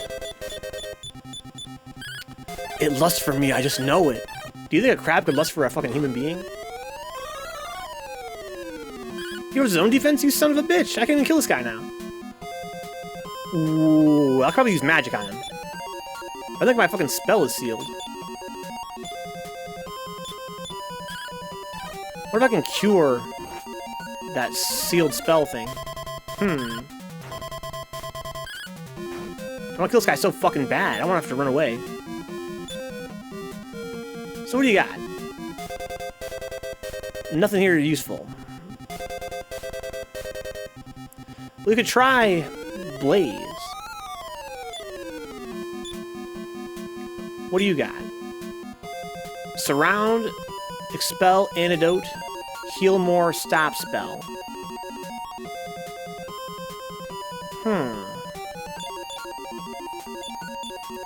Is that a lady crab or a lad crab? It's kind of hard to tell. Gotta flip them upside down, I guess. Damn, we have no fucking magic. Might have to fucking flee from this fight. It was desperate enough, I guess. Don't lose Mr. Krabs. This crab is out here literally, I can do 1 damage at most, usually doing 0 damage. I have to hit him like fucking 30 times to kill him. I should probably just run.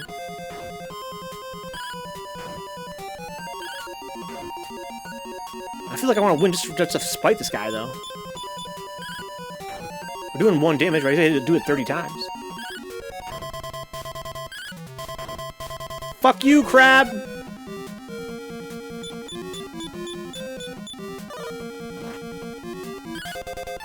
Okay, no damage. No damage. 1 damage. No damage. Kill it! Don't flip it upside down, that's what it wants! You're giving it what it wants!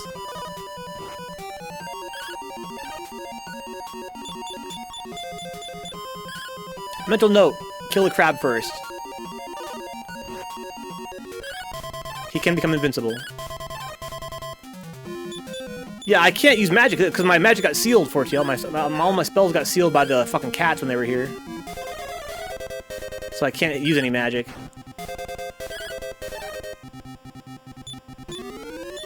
Even Brian's magic is sealed.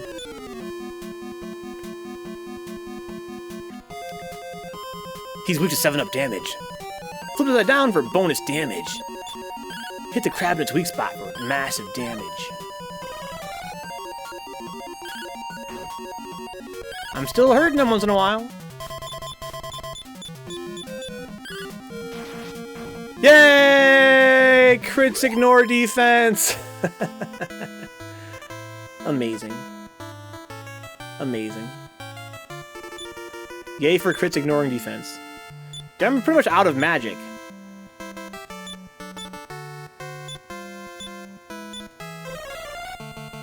Dude, Heal More is crazy. Yay, Asmel could ignore his defense.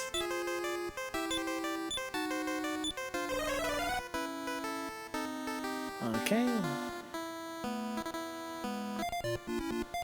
It's a cool castle here. Cheesing the crab boss fight with a random crit. Feels good. Oh, it's a straight up town? That's sick. So we're here in town at night. What's up, Amp?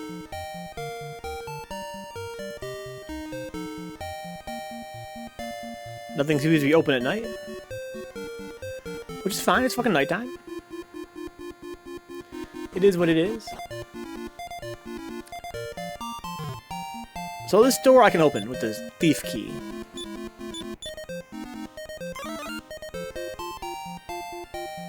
Okay. I'm doing this while I wait for day to break. What are you doing? Just vibing. I bet you it is, Hunter. Dude, if it's called Oasis, then you're fucking... I'll give you $1 million. Not right now, but when I become a millionaire.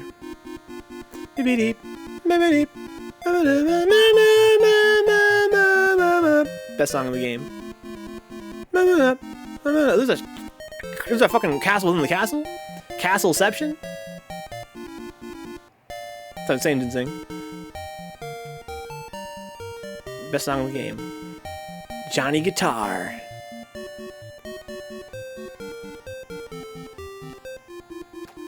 Let's harass a sleeping guy.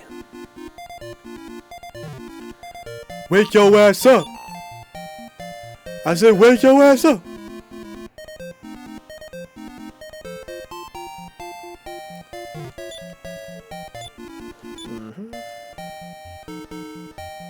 This town is mad fucking quiet at night. There was never a man like my Johnny. Isn't that a song from fucking Fallout? Sounds familiar. Johnny Guitar, right? That's what Connor's talking about. My husband runs a weapon shop. Give me a fucking deal then, dude. Do you want some weapons? Yeah. If you do come to my shop during the day, that's amazing. Hell no. Armor it is? Yes. So fucking funny. No, no. You want the meteorite armband, am I right? If that's so, I hear it's in the castle. Okay. Oasis Town, night. Knights. The pyramid armband, excuse me, the meteorite armband. The meteorite armband is in the castle.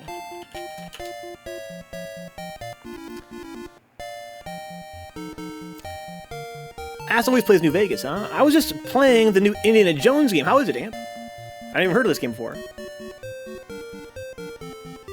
There's a new Indiana Jones game?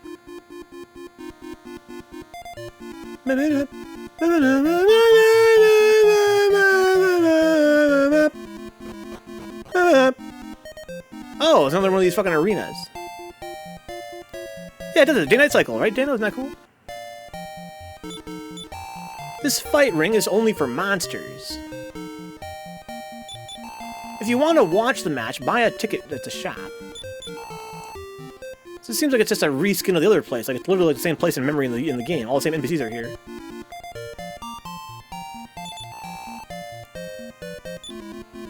Sounds saying just singing.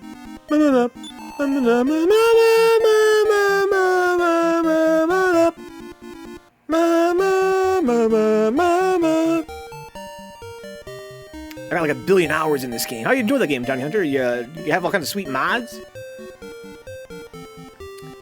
I wouldn't play it, but I would watch someone else play it, huh? Indiana Jones. Okay. Minor bugs here and there, but otherwise it seems really good so far. I'm still on like the very first mission. I already experienced minor bugs. It's kind of a drag. Oh boy, with the meteorite armband on, I'm faster. That's great. The meteorite armband makes you faster. I got mods for days. This loop, or the dramatic battle loop from Neo 2, huh? You know the one. Oh, no. Oh, don't make me choose, Bald Eagle. Don't make me choose.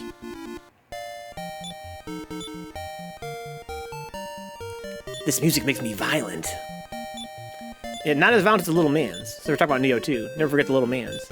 And their penchant for fucking wanton violence. I thought there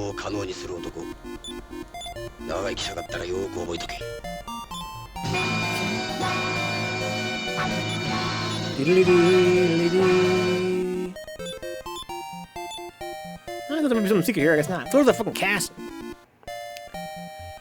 I want to kill. Who you want me to kill? Dude, you're literally fucking 4 inches tall, dude. You ain't gonna kill nobody. Who you want me to kill? Okay. Every time, Ass Milk, every time. Okay. Am I allowed in here during nighttime? Castle of Ice. Oh, this is Isis. Oh, okay, so it wasn't called Oasis. Beep, bop, bop, bop, bop, but close.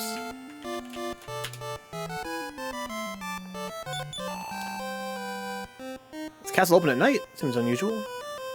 Why is there a kitty out here? Hello, kitty. Meow. Little butthole render down there as well. They give it a whole pixel for its butthole. I appreciate.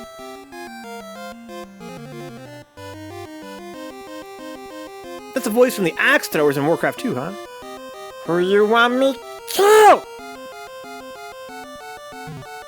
Close enough, Athmilk. You still can fucking get, you know, $500,000. Yeah, that's what I'm saying about that. Maybe not a whole million, but close. Kitty's ginseng. Pause. Kitty. Yeah, it's like meow. I love you, kitty. You're the best. You're one of the realest.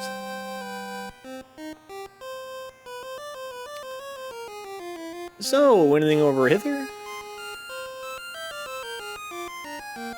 Yes. That's like a way out, I think? That's a way out, okay. I love you, kitty. Kitties are new to this game, I think.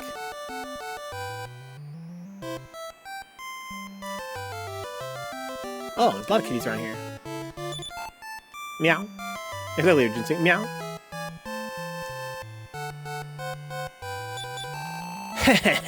I am the Archfiend's familiar. You'll meet with a tragic end. Oh. That wasn't a chill cat at all.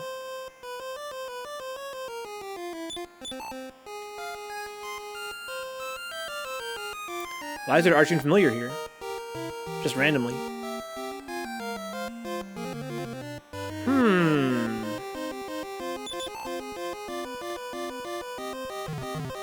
This is a really weird place.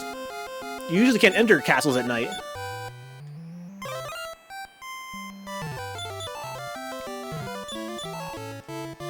I feel like I'm sneaking in to steal this armband. Beep bop beep bop boop. All the guards are asleep. I'm a totally unwitting thief. I'm on some fucking cat burglar shit. Help! Help! A monster cat! Have I talked to this kitty yet? Kitty! Meow.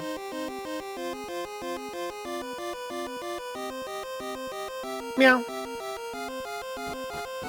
Are you one of these guards, Assmoke?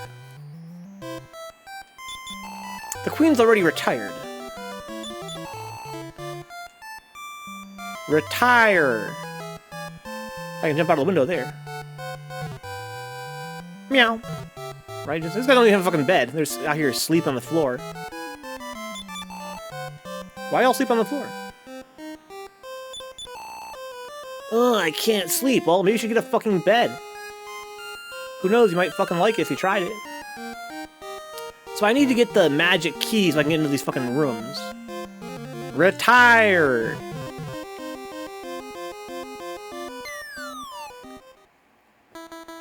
Oh, I jumped hella far out of there. Okay, well, I want to come back during the day. Let's just sleep at the inn. I want to retire. Retire, 4TL. Go to the inn. Go to the inn. Wayfarer's Inn, huh?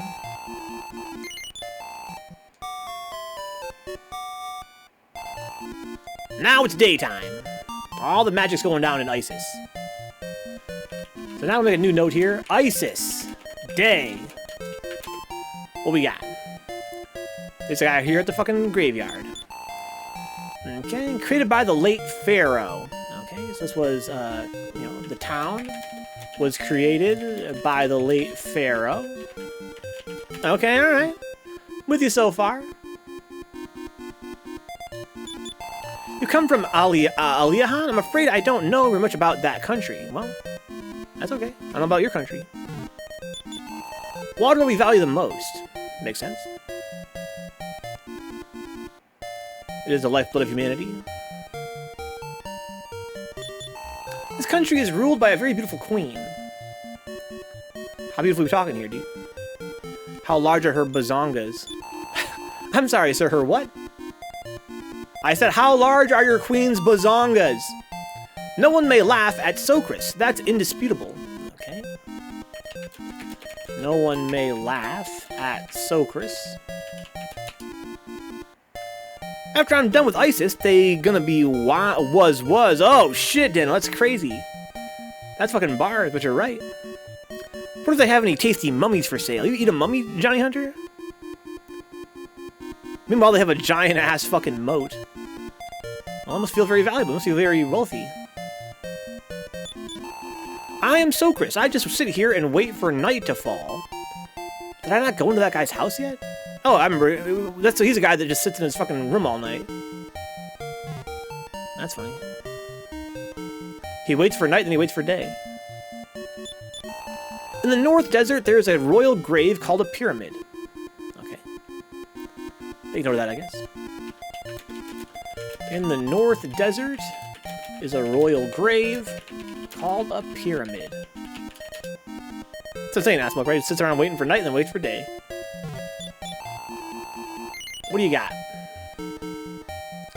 Giant shears. Okay. Gear. Broadsword. Battle axe. Giant shears. Half-plate armor. Cloak of Evasion. Full-plate armor. And iron shield.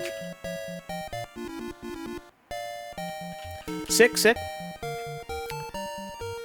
Respect my queen and her bazongas. Isn't he great? Well done, Socrates.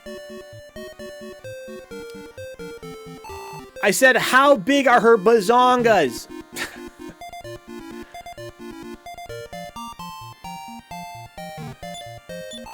Okay, tools, what do you got? Okay. Nothing too crazy here. But I'll still write it down. Tools. Medical herb. Antidote. Herb. Fairy water.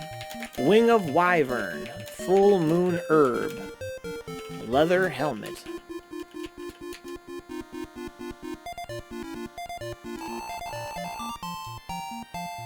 Okay, this is the fucking church. Dude, fuck the church. I don't give a fuck about this church.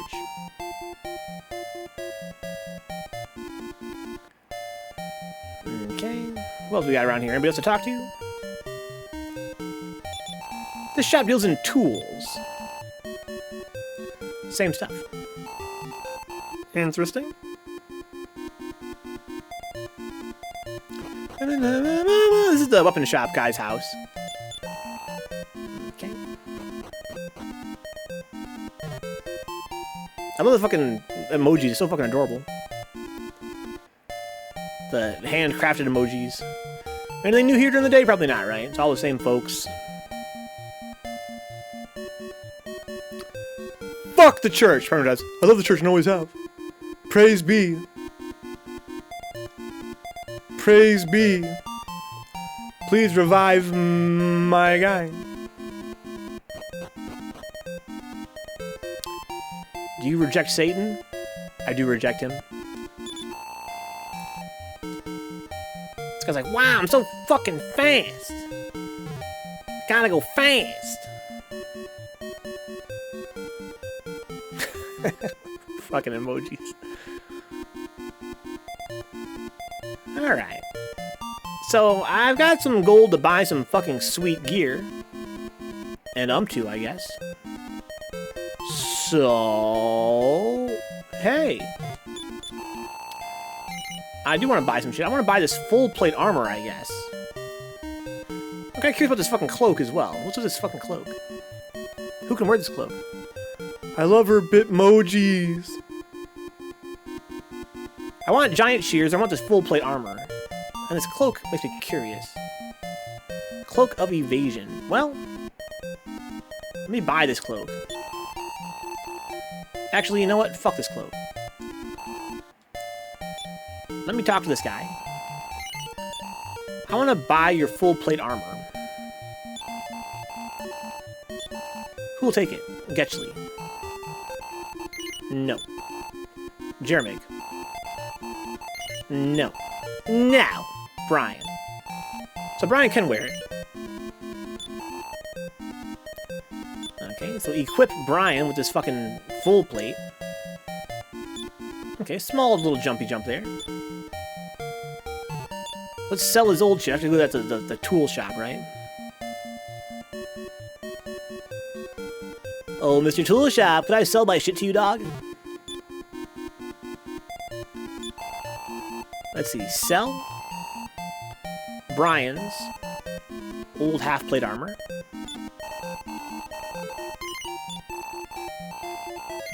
Now. All these fucking emojis in the chat, they're fucking blowing my mind. They're pictographs, you know what I'm saying? They're actual textual characters, and yet they're rendering images. It's a whole new paradigm. I don't want to use spells, I want to go look at my items. What do we got here? This club can go away. And that's about it. Sell the club. Man up. Sell this club. I have this club. I have a club, and I don't want this club anymore. Okay.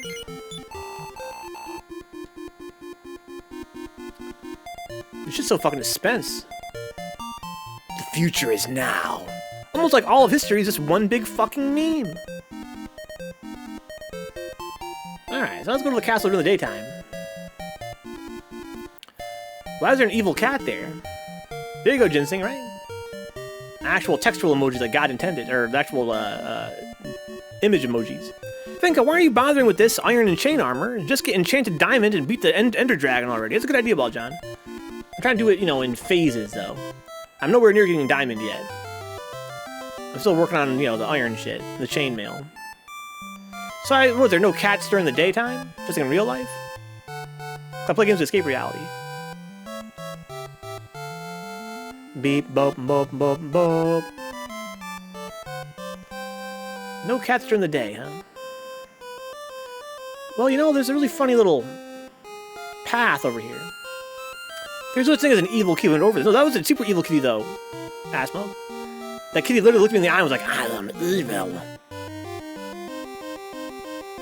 Oh-ho! Secarets.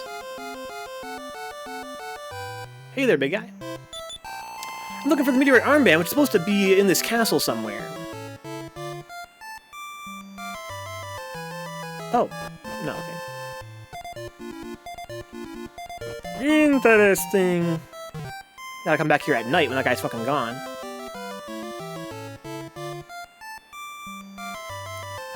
Let's go around the fucking south side, you know what I'm saying? If a kitty seems evil to you, then you must be the evil one. Dude, that kitty was literally like, I am a servant. The cat said, I am a servant of the Archfiend. You will die a tragic death. That's what the cat said. All kitties are evil, but you ignore that and give them pats anyways. This was an actual kitty who served the Dark Lord, though. It was not as evil as a normal cat. It was like more than evil than a normal cat would be. Meow.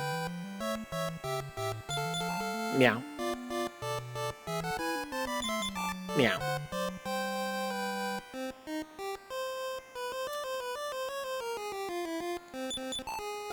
Meow. Venka, cats don't talk. This one did talk! This was a talking-ass cat. I think my cat serves the Dark Lord as well, huh? This cat literally looked me in the eye and was like, I serve the Dark Lord. He was like fucking Black Phillip from that fucking one movie. There are many traps in the pyramid. I fuck with traps. Please be careful. I hear there is a place in the pyramid where spells won't work. That's the entire pyramid you're talking about. Spells do not work there. Ah, sturdy folk. Did you come here through the desert? The skin on your noses is peeling. That's fun. Don't dumb guy voice me while I gaslight you. Yeah, I see your ass, but you're trying to gaslight me with cats not talking. I will eat your soul. Meow meow.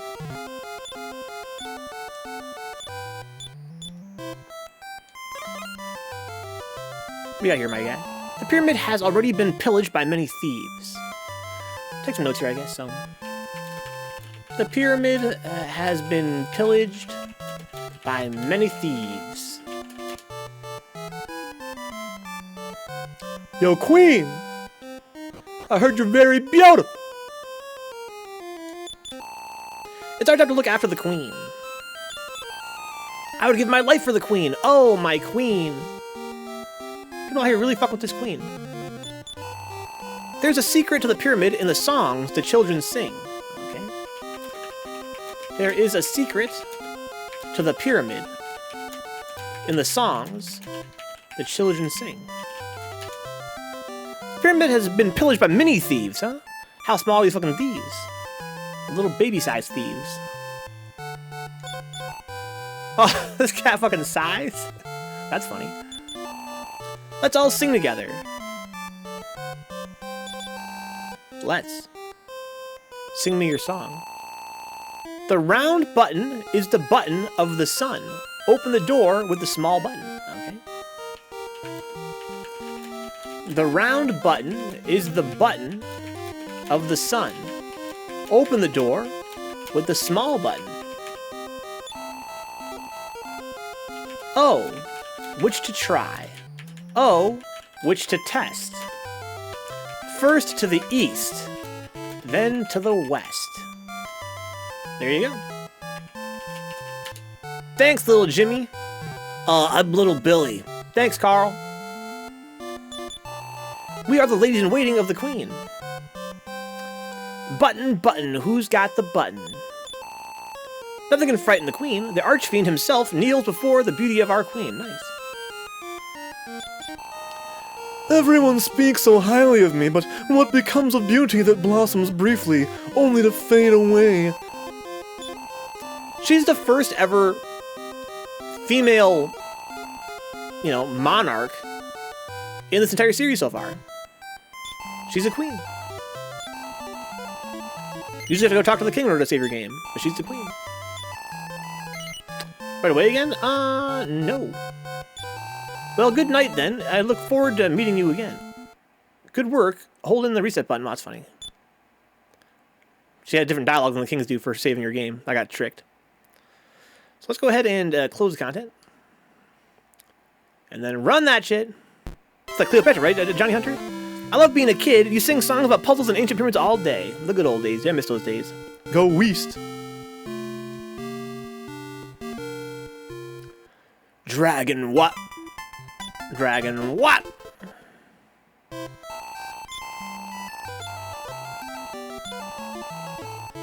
Okay. Yeah. Work at the pyramid tonight. Alright, speaking of tonight, I should probably come back at night. So, I explored the whole town, right? I also bought some gear. I still need to find this magic key. It's somewhere south of the desert, I heard. So we gotta venture around here.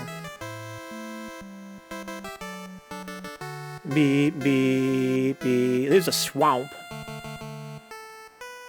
Hey! Yo, Grandpa!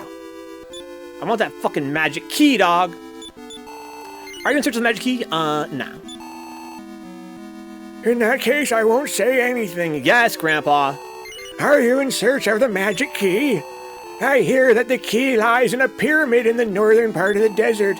But first, before you go there, go to the castle of Isis. You'll find it at the edge of an oasis. Grandpa already did all that shit. I was throwing diamonds at the strip club under the pyramids. Dude, I already fucking did all that shit, Grandpa. What the fuck? Now you're fucking wasting my fucking time. Okay. So, now we've explored the whole desert. So our current quest is to go to the pyramid. But there's no magic there. That's gonna be really fucking hard. Maybe that's a reason to change characters? That's what they're trying to encourage me to do here, maybe? Right? Like, this is a reason why you might want to have more than, 3 guys. More than 4 guys on your team. So, fuck this toadstool up. No, fuck the cats up. Brian, fuck the toadstool up. Jeremy, fight the cat. And, Getchley, go ahead and cast your, fireball on these cats. Oh, they're immune to fire, that's right. I'm a dumbass. They really want to stop Getchley's magic. But they couldn't do it! And the fire worked, yay! I was flipping bricks for Mansa Musa before you even became a Type 1 civilization. I Smoke, you talk about some fucking civilization or some fucking Sid Meier type shit, or not? They're the fucking vampire cats, Ginseng. Not vampire bats, vampire cats. That's crazy. That freaks me out.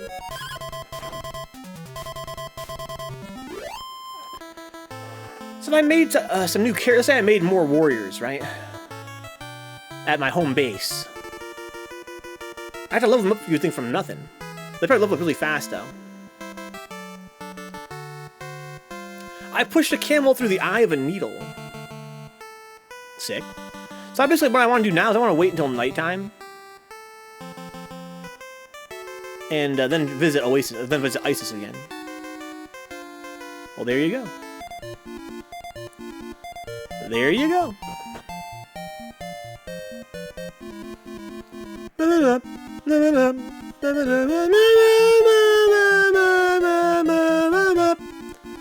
Also, if I got new guys on my team, Ginseng, I would need to equip them with armor, which will be very expensive.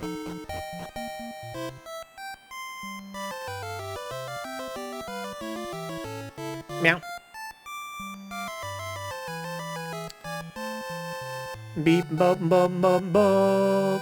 Is there a guy here at night? I hope that there isn't.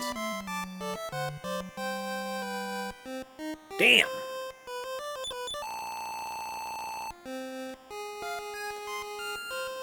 So I gotta get the key first. I gotta go to this damn pyramid. Which I'm not looking forward to. I wept, for there are no more worlds left to conquer. Like that one guy from that one fucking Aeon Flux wannabe show. Reign the Conqueror. I should add Socris to the party, huh? Got any of your own gear, Socris? Because I can't equip you, I'm too broke. Speaking of being broke, do I have enough money to buy any more armor now? No. I'm fucking broke! Well, should I rest at the inn, I guess? Like, no, right? Like, no. Just go to the fucking pyramid. This fucking pyramid.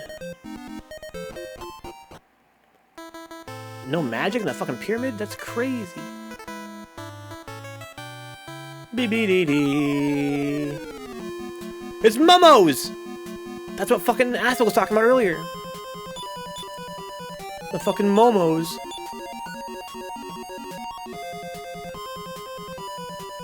This ain't nothing to me, man. I ain't fucking worried about fucking getting the rest of the damn inn. It's Momos, Ginseng! They hit pretty hard. I remember in the last game, Momos were pretty easy.